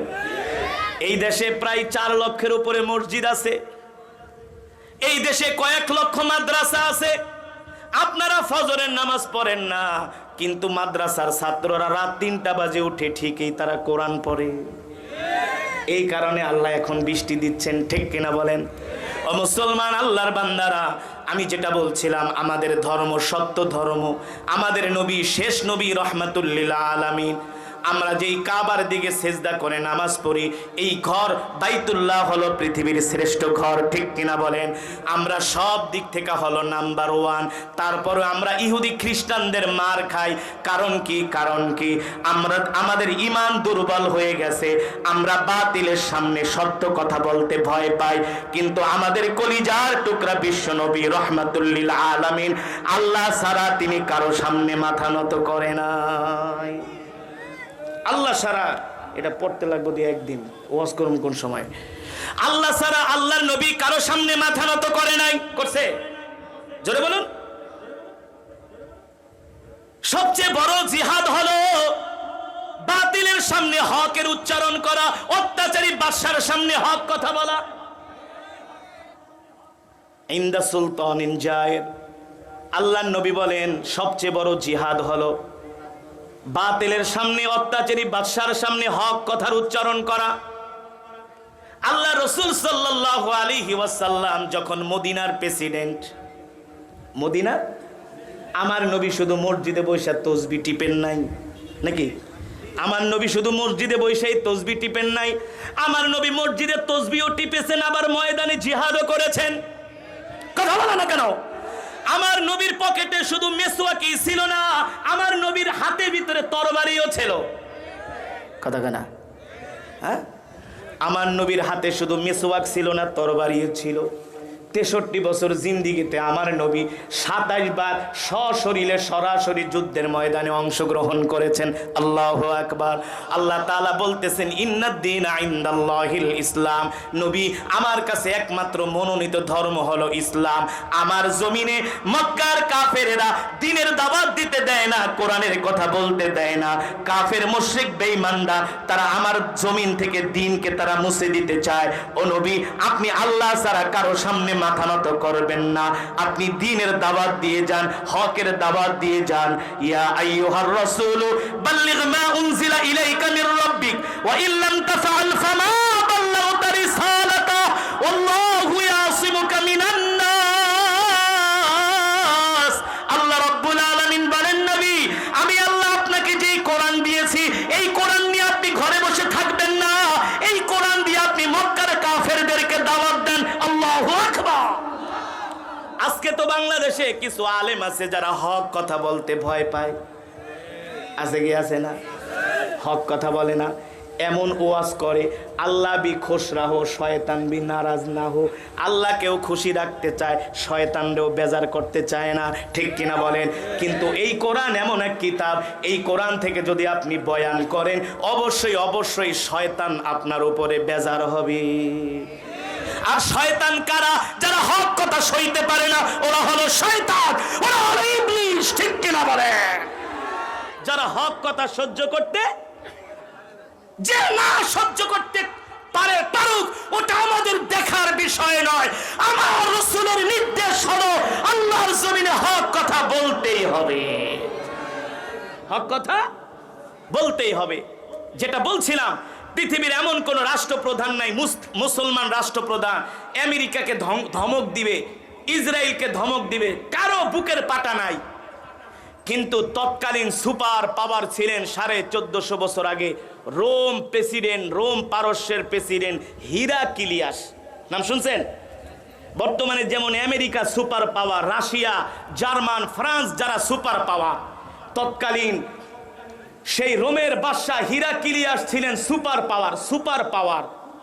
আল্লাহ রাসূল এই রোমের বাদশার কাছে একটি পত্র লিখেছিলেন কিছুদিন আগে, এই 3 দিন আগে একটা ওয়েবসাইটে আল্লাহ রাসূলের সেই পত্রটা দেখলাম, যে পত্রটা এখনো জর্দানের জাদুঘরে, বর্তমানে ইসরায়েলের পাশে যে রাষ্ট্র জর্দান, জর্দানের জাদুঘরে সেই পত্রটা এখনো আছে। আল্লাহ রাসূল যে রোমের বাদশা হিরাক্লিয়াসের কাছে পত্র লিখেছিলেন, কি লিখেছিলেন?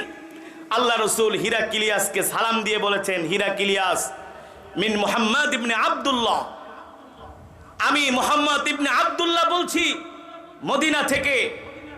আল্লাহ তাআলার কাছে মনোনীত ধর্ম হলো ইসলাম।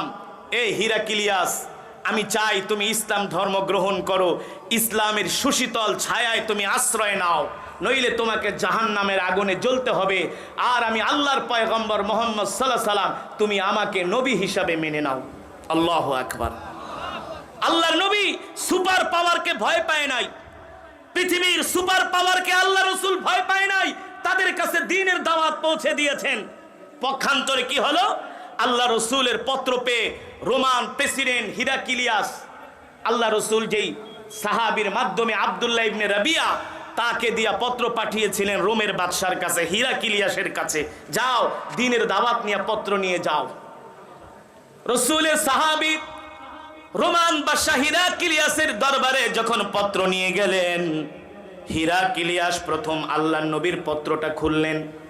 যখনই দেখলেন আল্লাহ রাসূলের নাম লেখা, আল্লাহ রাসূল তিনি নিজে নবী, আল্লাহর উপর ঈমান আনার কথা বলেছেন, আল্লাহ রাসূলকে নবী বলে স্বীকার করার কথা বলেছেন পত্রের মধ্যে। হিরাক্লিয়াস আল্লাহ রাসূলের এই পত্র পেয়ে তিনি এমনভাবে রাগান্বিত হলেন, এ মুহাম্মদ, তুমি আমাকে আমার ধর্ম ত্যাগ করার জন্য বলতেছো, তুমি আমাকে তোমাকে নবী হিসাবে মানতে বলতেছো, তুমি তোমার রবের প্রতি আমাকে ঈমান আনতে বলেছো। এ মুহাম্মদ, তুমি আমার কাছে এমন পত্র পাঠাইলা, তোমার পত্র দেখে আমার কলিজায় আগুন ধরে গেছে। এই কথা বলে রোমান বাদশা হিরাক্লিয়াস আল্লাহ রাসূলের পত্রটাকে 2 টুকরা করে মাটির ভিতরে ছুঁড়ে মারলেন। নাউজুবিল্লাহ। আল্লাহ রসুলের পত্রটাকে 2 টুকরো করে মাটির ভিতরে ছুঁড়ে মারলেন। শুধু এখানেই শেষ নয়, হিরাক্লিয়াস আল্লাহ রসুলের পত্রটাকে এমন ভাবে অপমান করলেন। এখানে শেষ নয়, হিরাক্লিয়াস আল্লাহ রসুলের যিনি দূত ছিলেন আব্দুল্লাহ ইবনে রবিয়া রাদিয়াল্লাহু তাআলা আনহু, তাকে কারাগারের মধ্যে বন্দী করলেন। হিরাক্লিয়াস তার সেনা প্রধানকে নির্দেশ দিলেন, এ মোহাম্মদের এই দূতকে তোমরা নির্মমভাবে হত্যা করো। মোহাম্মদ আমার কাছে তার দ্বীনের দাওয়াত নিয়ে পাঠিয়েছে, মোহাম্মদের এত বড় সাহস, আমি মোহাম্মদের দূতকে হত্যা করব। আল্লাহ রসুলের সাহাবীকে নির্মমভাবে শহীদ করলেন, তার হাত কাটলেন, পা কাটলেন, এমন ভাবে তাকে শহীদ করে রসুলের সাহাবীর লাশটা হিরাক্লিয়াস মদিনায় পাঠায়া দিলেন। অথচ পৃথিবীর সেই 1400 বছর থেকে শুরু করে অদ্যাবধি পর্যন্ত কোনো দেশ যদি কোনো দেশের কাছে দূত পাঠায়, সেই দূতকে হত্যা করা এটা হলো আইনত দণ্ডনীয় অপরাধ। যতই যুদ্ধ বিগ্রহ হোক, দূত হত্যা করা যাবে না। যারা দূত তাদেরকে হত্যা করা এটা আইনত দণ্ডনীয়, আন্তর্জাতিক আইন। কিন্তু এই আইন হিরাক্লিয়াস লঙ্ঘন করেছে, আল্লাহ রসুলের সাহাবীকে হত্যা করেছে। আল্লাহ রসুলের সাহাবীকে হত্যা করে লাশ মদিনায় পাঠিয়ে দিছে। আল্লাহ নবী সাহাবীর এই নিথর দেহ দেখে নবীজি আর সহ্য করতে পারলেন না। আল্লাহ নবী কান্না করে দিলেন। সাহাবীর নিথর দেহর দিকে তাকিয়ে আল্লাহ নবী কান্না করে দিলেন আর বললেন, হিরাক্লিয়াস, আমি তোমার কাছে সত্য দ্বীনের দাওয়াত নিয়া আমি তোমার কাছে পত্র প্রেরণ করেছিলাম। তুমি ধর্ম গ্রহণ করো বা না করো এটা তোমার ব্যাপার, কিন্তু তুমি আমার সাহাবীকে নির্মমভাবে হত্যা করলা, শহীদ করলা, এটা কোনোভাবেই আমি আল্লাহর রসুল মানতে পারছি না। আল্লাহু আকবার। বর্তমানের বাদশা রাজারা হইলে চুপ করে থাকতো, মুসলমান প্রেসিডেন্ট হইলে ভয়েও কথা বলতো না, যে যদি কথা বলি আয়েশা যদি পারমাণবিক বোমা মাইরা দেয়, এই ভয়ে কথা বলতো না।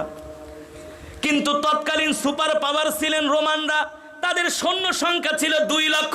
কয় লাখ? আর মাত্র মদিনার সৈন্য সংখ্যা ছিল মাত্র 3000। কয় হাজার?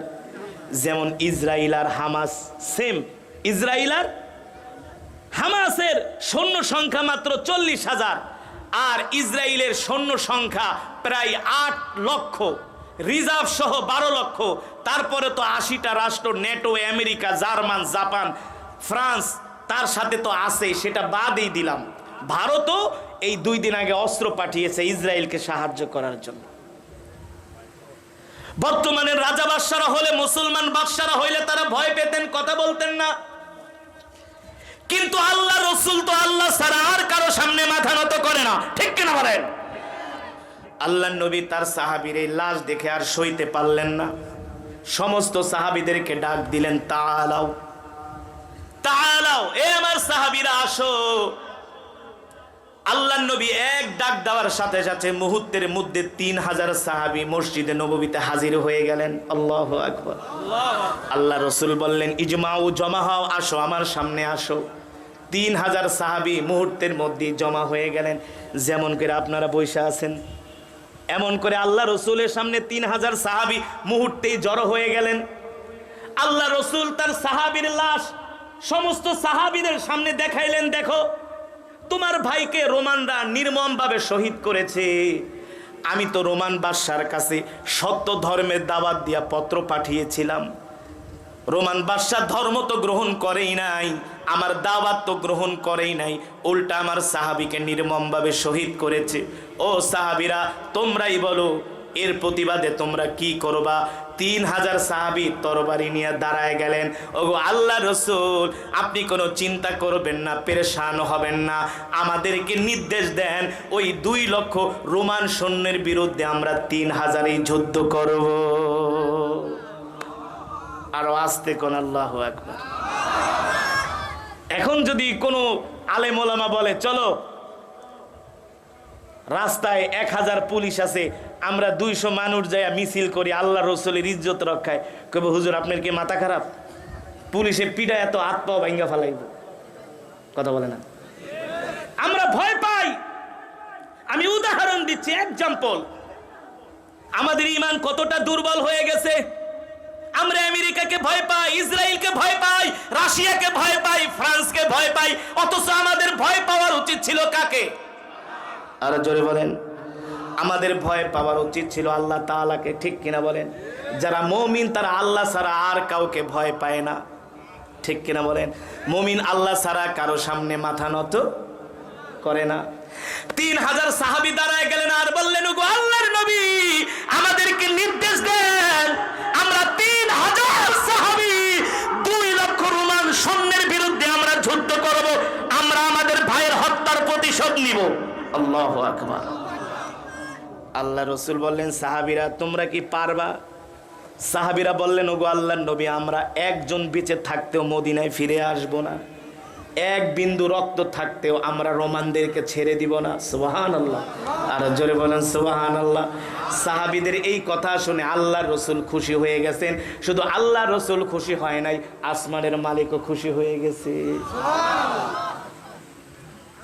এবার আল্লাহ রসুল 3000 সাহাবীকে প্রস্তুত করবেন, ডাক দিলেন, আইনা যায়েদ বিন হারেসা, এ আমার পালক পুত্র যায়েদ বিন হারেসা কোথায়? যায়েদ বিন হারেসা দাঁড়ায় গেলেন, লাব্বাইক ওয়া সাদাইক ইয়া রাসূলুল্লাহ। আল্লাহর নবী বললেন, যায়েদ শোনো, সর্বপ্রথম যুদ্ধের ময়দানে তুমি সেনাপতির দায়িত্ব পালন করবা। সুবহানাল্লাহ। 1 নম্বরে তুমি সেনাপতির দায়িত্ব পালন করবা, তোমার হাতে থাকবে কালেমার ঝান্ডা, তুমি যুদ্ধের নেতৃত্ব দিবা 1 নম্বরে। আল্লাহ রসুল বললেন, যায়েদ তুমি বসো 2 নম্বরে। আইনা জাফর বিন আবি তালেব, আমার ভাই জাফর বিন আবি তালেব কোথায়? জাফর বিন আবি তালেব আল্লাহ রসুলের চাচাতো ভাই, কেবলমাত্র তিনি আবিসিনিয়া থেকে হিজরত করে মদিনায় আসছে, মাত্র 3 দিন হয়েছে। কয়দিন? 6 মাস ছিলেন মদিনার বাইরে, মাত্র 3 দিন হয়েছে। স্ত্রী সন্তানের সাথে এখনো ভালো করে সাক্ষাৎ হয় নাই, স্ত্রী সন্তানকে সময়ও দিতে পারে নাই। ও যুবক, কেমন ছিলেন রসুলের সাহাবীরা? আল্লাহ রসুল ডাক দিয়া বললেন, আইনা জাফর বিন আবি তালেব, আমার ভাই জাফর বিন আবি তালেব কোথায়? জাফর বিন আবি তালেব দাঁড়ায় গেলেন, লাব্বাইক ওয়া সাদাইক ইয়া রাসূলুল্লাহ। আল্লাহু আকবার। আল্লাহ রসুল বললেন, জাফর বিন আবি তালেব শোনো, 2 নম্বরে তুমি সেনাপতির দায়িত্ব পালন করবা। আল্লাহু আকবার।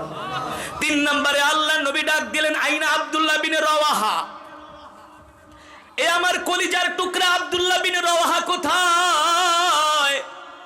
আব্দুল্লাহ বিন রওয়াহা দাঁড়ায় গেলেন, লাব্বাইক ওয়া সাদাইক ইয়া রাসূলুল্লাহ। আল্লাহ নবী বললেন, আব্দুল্লাহ বিন রওয়াহা 3 নম্বরে তুমি সেনাপতির দায়িত্ব পালন করবা। এতদিন মুসলমানরা যত যুদ্ধে গিয়েছে সেনাপতি ছিল একজন, কিন্তু আজকের যুদ্ধে সেনাপতি হলো কয়জন? একটা যুদ্ধে এতদিন পর্যন্ত একজন সেনাপতি ছিলেন, আজকের যুদ্ধে 3 জন সেনাপতি। 3 জন সেনাপতি হওয়ার মানে সাহাবীরা আর তাদের বুঝতে বাকি রইল না, এই 3 জনের একজনও আর ময়দান থেকে ফিরে আসবে না, তারা আল্লাহর জমিনে আল্লাহর দ্বীন কায়েমের জন্য শহীদ হয়ে যাবে, শহীদ হয়ে যাবে। এ যুবক, এ মুসলমান, ইসলাম এমন একটা বৃক্ষ, যেই বৃক্ষের গোড়ায় পানি ঢাললে ইসলাম নামক বৃক্ষটা মরে যায়। ইসলাম নামক বৃক্ষের গোড়ায় পানির বদলে যদি রক্ত ঢালা হয়, কথা বলুন, কি ঢালা হয়? রক্ত। রক্ত। তাহলে সেই ইসলাম নামক বৃক্ষটা তাজা হয়, আর পানি ঢাললে ইসলাম নামক বৃক্ষ মরে যায়। ইতিহাসের দিকে তাকায় দেখো, আফগানিস্তানের তালেবানরা 60 বছর যুদ্ধ করেছে, 40 বছর রাশিয়ার সাথে, 20 বছর পৃথিবীর পরাশক্তি আমেরিকার সাথে। আজকে পৃথিবীর সুপার পাওয়ার আমেরিকা আফগানিস্তান থেকে ওই আফগানের তালেবানদের মার খেয়ে নাকে খত দিয়া তারা পালিয়ে যেতে বাধ্য হয়েছে। তাদের বিলিয়ন বিলিয়ন ডলারের অস্ত্র তারা আফগানিস্তানের কাবুল, কান্দাহার, কুন্দুজে তারা রেখে যেতে বাধ্য হয়েছে, ঠিক কিনা বলেন? 20 বছর তালেবানের মার খেয়েছে আমেরিকা। তালেবান যদি হাত গুটায় বসে থাকতো তাহলে আজও পর্যন্ত মার খেতে হতো, ঠিক কিনা বলুন? 70 বছর মার খেয়েছে ফিলিস্তিনের মুসলমান। ফিলিস্তিনের মুসলমান হামাস মুজাহিদরা এই কথা তারা বুঝেছে। 70 বছর মার খেয়েছি, আর না আল্লাহর উপর ভরসা করে তারা ময়দানে নেমেছে।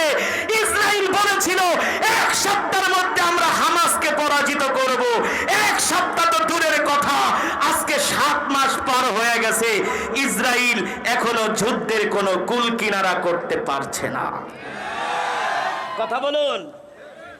ইসলাম নামক বৃক্ষের গোড়ায় পানির বদলে কি ঢালতে হয়? রক্ত। কি ঢালতে হয়? রক্ত। রক্ত। 40 বছর রাশিয়া আফগানিস্তানে যুদ্ধ করছে তালেবানের সাথে, মাইর খেয়ে রাশিয়া পালাইছে। পরে আসছে আমেরিকাও মাইর খেয়ে পালিয়েছে। এখন তারা আফগানের জমিনে আল্লাহর কোরআনের আইন বাস্তবায়ন করছে। তোমরা বলো মোল্লারা কিছু পারে না, তোমরা বলো মোল্লাদের রাষ্ট্র চালানোর ক্ষমতা নাই, যোগ্যতা নাই। এই বাংলার জমিনে যদি মোল্লারা ক্ষমতায় আসে, বুকে হাত দিয়ে বলতে পারি একটা পয়সা দুর্নীতি হবে না। আপনারা শুনলে অবাক হবেন। এই 2 দিন আগে উপজেলা নির্বাচন গেল। নোয়াখালীর লক্ষ্মীপুরের কমলনগরে একজন চেয়ারম্যান, নাম হলো মাওলানা খালেদ সাইফুল্লাহ। তিনি পরপর 5 বার ইউনিয়ন পরিষদের চেয়ারম্যান নির্বাচিত হয়েছে।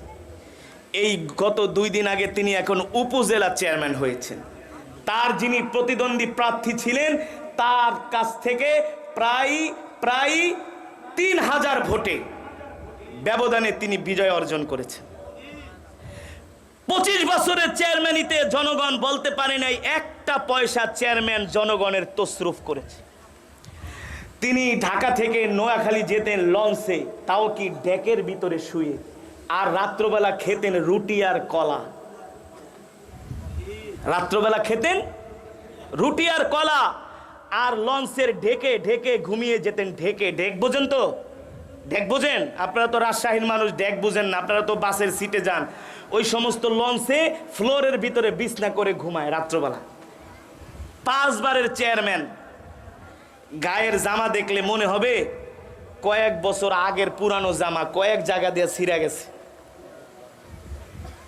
কয়েক বছর আগের পুরানো জামা। 5 বারের চেয়ারম্যান। এবার তিনি উপজেলা চেয়ারম্যান হয়েছেন। বিগত অনেক নির্বাচনে অনেকগুলো আলেম চেয়ারম্যান হয়েছে। আলেমরা কখনো জনগণের মাল, কখনো দুর্নীতি করে চুরি করে খায় না।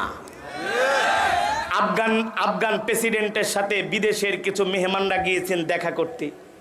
মেহমানদের জন্য এক খাবার, ভিআইপি খাবার, আর প্রেসিডেন্টরা খাচ্ছেন নরমাল খাবার। যখন আফগানের প্রতিষ্ঠাতা ছিলেন মোল্লা মোহাম্মদ ওমর রহমতুল্লাহ আলাই, তিনি রুটি খাচ্ছেন, শুকনা রুটি। বিদেশি মেহমানরা প্রশ্ন করলেন, আমিরুল মুমিনিন, আপনি শুকনা রুটি খাচ্ছেন আর আমাদেরকে রাজকীয় খাবার খাওয়াচ্ছেন, কারণ কি? বলে, আপনারা মেহমান, আপনাদেরকে মেহমানদারি করা এটা রসুলের সুন্নাহ। আমার সাধ্য অনুযায়ী আপনাদের মেহমানদারি করব, কিন্তু আমি শুকনা রুটি এই জন্য খাচ্ছি, আমার দেশের জনগণ এখনো তারা শুকনা রুটি খায়। এখনো তারা শুকনা রুটি খায়। এই কারণে আমিও শুকনা রুটি খাচ্ছি। মুসলমান, আল্লাহর কসম করে বলি, সারা পৃথিবীতে যদি এই কোরআনের শাসন প্রতিষ্ঠা হয়ে যায়, কোরআনের রাজ কায়েম হয়ে যায়, শুধু মুসলমানরাই শান্তি পাবে না, অমুসলিমরাও শান্তি পাবে। ঠিক কিনা বলো? কারণ একমাত্র শান্তির, মুক্তির মূল মন্ত্র হলো আল্লাহর কোরআন। আল্লাহর মানব রচিত কোন আইন, কোন বিধান দিয়া এই পৃথিবীতে শান্তি প্রতিষ্ঠা হয় নাই, হবেও না। যারা গণতন্ত্রের কথা বলে, আমেরিকা হলো পৃথিবীর সবচেয়ে বড় সন্ত্রাসী রাষ্ট্র। আমেরিকা হলো পৃথিবীর সবচেয়ে বড় সন্ত্রাসী রাষ্ট্র। ঠিক কিনা বলুন? আর আরব রাষ্ট্রপ্রধানদের কথা তো বাদই দিলাম। ওরা আছে তেল বিক্রি করবে আর 10-15টা করে বিয়ে করবে আর আলখেল্লা লাগায়া ঘুরবে। এছাড়া ওদের কাছে এখন আর কিছুই নাই। ওদের কাছে এখন আর কিছুই নাই। এই কারণে আফগানের প্রেসিডেন্ট হেবাতুল্লাহ আখুনজাদা বলেছেন, এই পৃথিবীর মুসলমানরা, তোমরা আরব শাসকদেরকে অনুসরণ করো না, তোমরা আমাদেরকে অনুসরণ করো। আফগানিস্তান এখন পৃথিবীর মধ্যে কয়েকটা রাষ্ট্রের মধ্যে একটা অর্থনৈতিক দিক থেকে উন্নত রাষ্ট্র। দিন দিন তাদের উন্নতি বাড়ছে। এটা আমরা বলি না।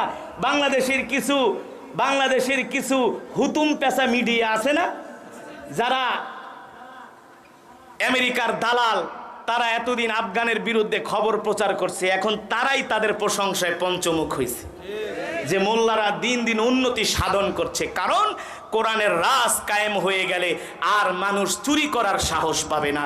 চুরি করবে তো তার হাত কেটে দিবে, ঠিক কিনা বলুন? চুরি করবে তো তার হাত কেটে দিবে। আর বাংলাদেশে যে প্রচলিত আইন, একবার আমি মাহফিল করে ঢাকায় যাচ্ছি, আমার গাড়ি ডাকাতি হয়েছে, আমার গাড়ি ডাকাতি হয়েছে, আমার গাড়ি ডাকাইতরা কোবায়া পিটায়া শেষ করে দিছি, আমার যা টাকা পয়সা ছিল সব নিয়ে গেছে। আপনাদের দেশে আবার ডাকাত ঠাকাত আসেনি? কত না আছে? মাশাআল্লাহ। তো আমি পুলিশকে আমি জিজ্ঞেস করলাম, ভাই আপনারা ডাকাত ডুকাইত মারেন না কেন? হুজুর কি কমু, আমাদের হাত বাঁধা। হাত বাঁধা মানে ডাকাত যদি আমরা গুলি করে মারি সেটা আমাদেরকে আদালতে জবাবদিহি করতে হবে। ডাকাতকেও তারা মারতে পারবেন না, এদেশের আইন। ডাকাতকে সুস্থভাবে ধরে আদালতের কাছে আত্মসমর্পণ করবে, আর জজ আর ম্যাজিস্ট্রেট ঘুষ খায়া তাদেরকে আবার জামিন দিয়ে দিবে। আগে ছিল চোর, এখন হইব ডাকাত। আগে ছিল ডাকাত, এখন হবে শীর্ষ সন্ত্রাসী। এই হলো এই দেশের আইন।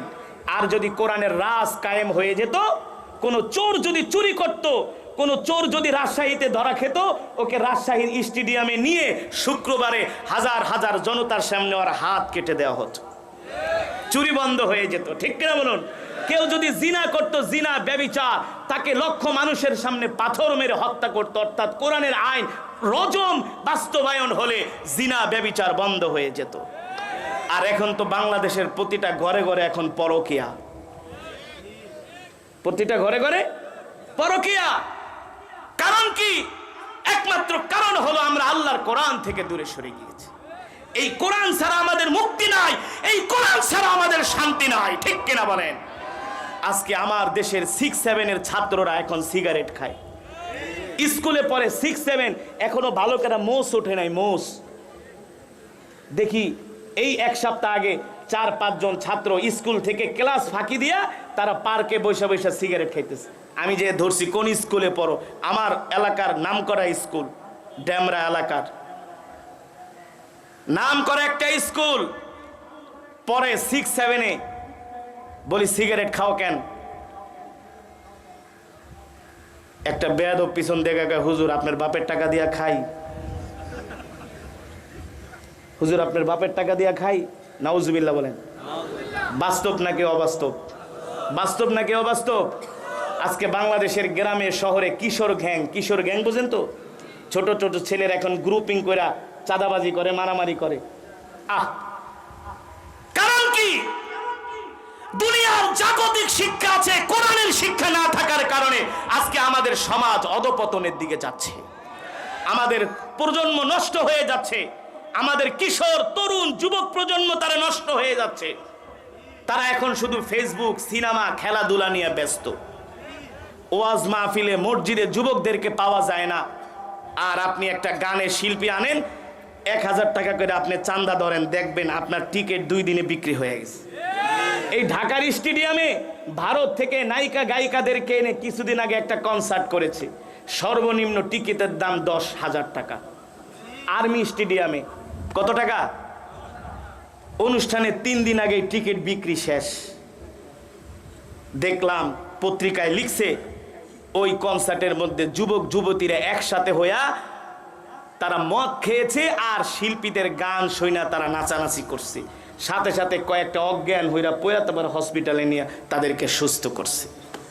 এই হলো আমাদের অবস্থা। মুসলমান, যতদিন পর্যন্ত আমরা আল্লাহর কোরআন অনুযায়ী না চলবো, আল্লাহর কোরআনের বিধান আমরা কায়েম না করব, আমাদের ঘরগুলোতে ফজরের পরে যতদিন পর্যন্ত কোরআনের তেলাওয়াত চালু না করব, মাগরিবের পরে সূরা ওয়াকিয়ার আমল না করব, ইশারের পরে সূরা মুলকের আমল না করব, যতদিন পর্যন্ত আমরা আমাদের সন্তানদেরকে কোরআনের শিক্ষায়, দ্বীনি শিক্ষায় শিক্ষিত না করব, ততদিন পর্যন্ত আমাদের সমাজে, আমাদের পরিবারে, আমাদের রাষ্ট্রে শান্তি হবে না। রাষ্ট্র তো দূরের কথা, পৃথিবীর কোথাও মুসলমান শান্তি পাবে না। ফিলিস্তিনে মুসলমান মার খায়, ইরাকে মুসলমান মার খায়, রাখাইনে মুসলমান মার খায়, সিরিয়াতে মুসলমান মার খায়, কাশ্মীরে মুসলমান মার খায়। কোন জায়গায় মুসলমান শান্তিতে আছে বলেন? কোন জায়গায়? পৃথিবীর কোথাও নাই। ততদিন পর্যন্ত শান্তি প্রতিষ্ঠা হবে না যতদিন পর্যন্ত আমরা আল্লাহর কোরআন অনুযায়ী না চলবো। ঠিক কিনা বলুন? এই কারণে ইন্না দীনা ইনদাল্লাহিল ইসলাম, আল্লাহ তাআলার কাছে মনোনীত ধর্ম হলো ইসলাম। আল ইয়াউমা আকমালতু লাকুম দীনাকুম ওয়া আতমামতু আলাইকুম নি'মাতি ওয়া রাদিতু লাকুমুল ইসলাম দীনা। আল্লাহ তাআলা কোরআনুল কারীমের মধ্যে বলছেন পূর্ণাঙ্গ একমাত্র জীবন ব্যবস্থার নাম হলো ইসলাম। আর ওই ইসলামকে যদি আমরা পরিপূর্ণভাবে বাস্তবায়ন করতে চাই, কোরআনের শিক্ষায় আমাদেরকে শিক্ষিত হতে হবে। সন্তানকেও কোরআন শিখতে হবে, বাবাকেও কোরআন শিখতে হবে, মাকেও কোরআন শিখতে হবে। শুধু কোরআন শিখলেই হবে না, কোরআন অনুযায়ী চলতে হবে। ঠিক কিনা বলেন? কোরআন অনুযায়ী চলতে হবে। আমরা আল্লাহর কোরআন অনুযায়ী চলবো, আমরা নিজেরাও কোরআন শিখবো, আমাদের সন্তানদেরকেও কোরআন শিখাবো। রাজি আছেন ইনশাআল্লাহ? আর 5 ওয়াক্ত নামাজ আমরা জামাতের সাথে আদায় করব। রসুলের সাহাবীরা যেমন করে আল্লাহর জমিনে আল্লাহর দ্বীন কায়েমের জন্য, আল্লাহর কোরআনের রাজ কায়েমের জন্য সাহাবীরা রক্ত দিয়েছেন, জীবন দিয়েছেন, আরাম আয়েশি জিন্দেগি তারা আল্লাহর জমিনে আল্লাহর দ্বীন কায়েমের জন্য কোরবানি করেছেন। আমরাও সেই বিশ্ব নবীর শিষ্য, আমরাও সেই নবী মুহাম্মদ সাল্লাল্লাহু আলাইহি সাল্লামের উম্মত। আমরাও যার যার জায়গা থেকে আল্লাহর কোরআনের পক্ষে আমরা আওয়াজ তুলবো। ঠিক কিনা বলে? আল্লাহর জমিনে আল্লাহর কোরআনের রাজ ছাড়া, আল্লাহর কোরআনের বিধান ছাড়া আমরা অন্য কিছু মানি না, মানব না। ঠিক কিনা বলুন? এটাই হবে মুমিনের স্লোগান। এই স্লোগান দিয়ে যেদিন থেকে আমরা আল্লাহর কোরআনকে আঁকড়ে ধরবো, আল্লাহ রসুল বলেছেন তারাকতু ফীকুম আমরাইন লান তাদিল্লু মা তামাসসাকতুম বিহিমা কিতাবাল্লাহি ওয়া সুন্নাত রাসূলি। আমরা যদি আল্লাহর কোরআন রসুলের সুন্নাহকে আঁকড়ে ধরি, ধরার মতো ধরতে পারি, পৃথিবীর কোনো পরাশক্তি আমাদের সাথে পারে নাই, তারা পারবেও না। ইনশাআল্লাহ ফিলিস্তিন স্বাধীন হবে, মসজিদুল আকসাও মুক্ত হবে, ইমাম মাহদি আসবে, পৃথিবীর প্রতিটা ইঞ্চি ইঞ্চি মাটিতে কোরআনের কালেমার পতাকা উড়বে, কোরআনের রাজ কায়েম হবে ইনশা।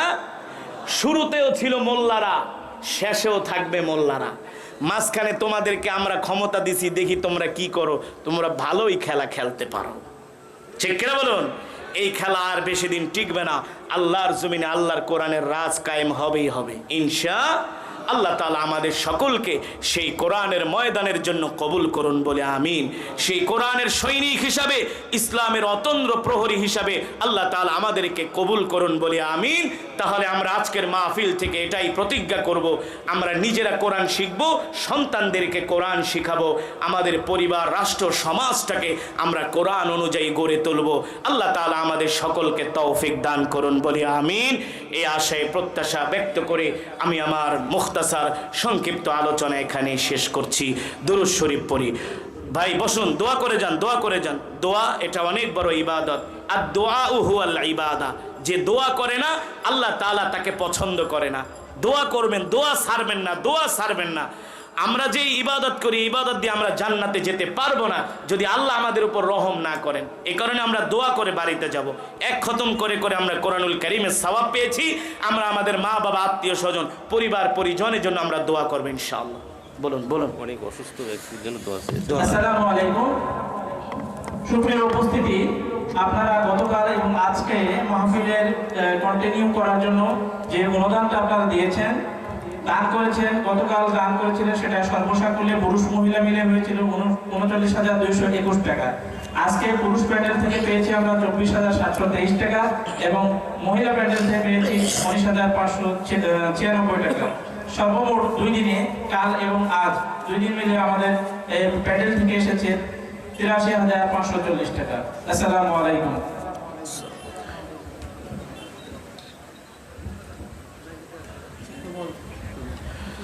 اللهم صل على محمد وعلى آل محمد كما صليت على إبراهيم وعلى آل إبراهيم إنك حميد مجيد. اللهم بارك على محمد وعلى آل محمد كما باركت على إبراهيم وعلى آل إبراهيم إنك حميد مجيد. أستغفر الله الذي لا إله إلا هو الحي القيوم وأتوب إليه. লা হাওলা ওয়ালা কুওয়াতা ইল্লা বিল্লাহিল আলিয়্যিল আযীম। আমরা সকলেই সকলের জন্য দোয়া করব। অনেকে অসুস্থ, দোয়া চেয়েছেন। আজকে যেই সিন্ধুকাই গ্রামবাসীর উদ্যোগে 2 দিনব্যাপী তাফসীরুল কোরআন মাহফিলের আয়োজন করা হয়েছে, উক্ত মাহফিল কমিটির সমস্ত সদস্যদের জন্য আমরা দোয়া করব, এলাকার যুব সমাজের জন্য দোয়া করব, আপনারা যারা দূর দূরান্ত থেকে এসছেন আপনাদের জন্য দোয়া করব, অনেক মা বোনেরা আসছেন তাদের জন্য দোয়া করব, সমস্ত কবরবাসীদের জন্য আমরা দোয়া করব ইনশাআল্লাহ। ফিলিস্তিনি মুসলমানদের জন্য আমরা দোয়া করব। আল্লাহুম্মা আমিন। আলহামদুলিল্লাহি রাব্বিল আলামিন والصلاة والسلام على سيد الأنبياء والمرسلين وعلى آله وصحبه أجمعين. ربنا ظلمنا أنفسنا وإن لم تغفر لنا وترحمنا لنكونن من الخاسرين. ربنا آتنا في الدنيا حسنة وفي الآخرة حسنة وقنا عذاب النار. রব্বুল আলামিন মেহেরবানি করে আজকের এই মাহফিলকে কবুল করে নেন। আয় আল্লাহ 2 দিন ব্যাপী ইসলামী মহাসম্মেলনকে কবুল করে নেন। আয় আল্লাহ এর সওয়াব কোটি কোটি গুণ বাড়িয়ে সর্বপ্রথম পেয়ারা নবীজির রওজায়ে আতহারে পৌঁছে দেন। আয় আল্লাহ পেয়ারা নবীজির পরিবার পরিজন আহলে বাইতদের আল্লাহ পাকের হাদিয়া পৌঁছে দেন। আয় আল্লাহ বদরিন সাহাবী, উহুদের সাহাবী, খন্দকের সাহাবী, সমস্ত সাহাবা আজমাইনদের আল্লাহ পাকের হাদিয়া পৌঁছে দেন। মেহেরবানি করে আল্লাহ আমাদের জনম দক্ষিণে আব্বা জান আম্মা জানের কবরে আযাব মাফ করে দেন।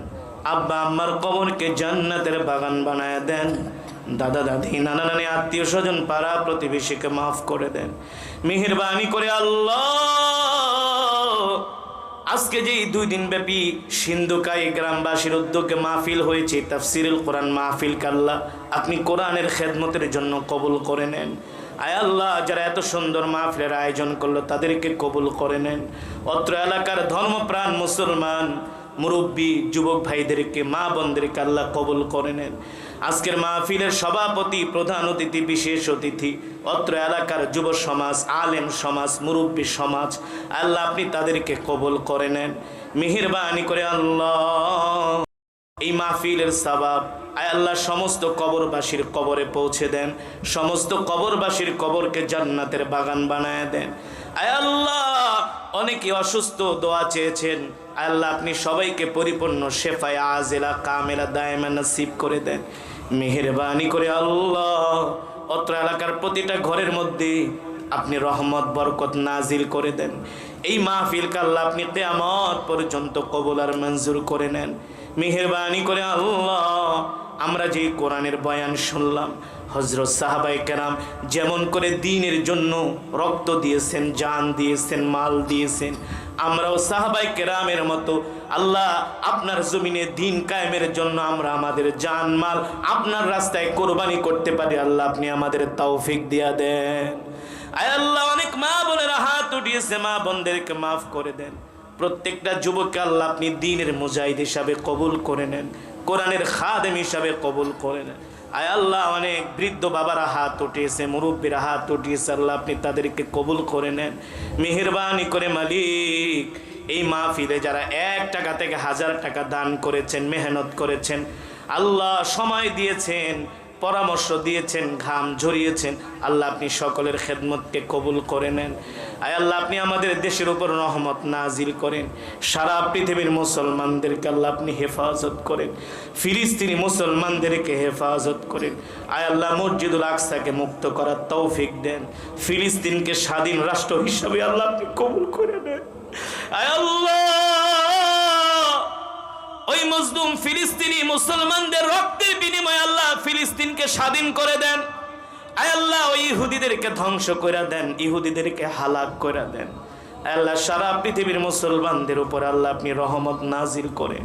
আয় আল্লাহ যে যে উদ্দেশ্য নিয়ে হাত উঠিয়েছে, যে যে নিয়ত নিয়ে দোয়া করতেছে, সকলের দোয়াকে কবুল করে নেন। আয় আল্লাহ একজনকেও খালি হাতে ফিরাইয়া দিয়েন না। জীবনে যত গুনাহ করেছি সব গুনাহগুলো মাফ করে দেন।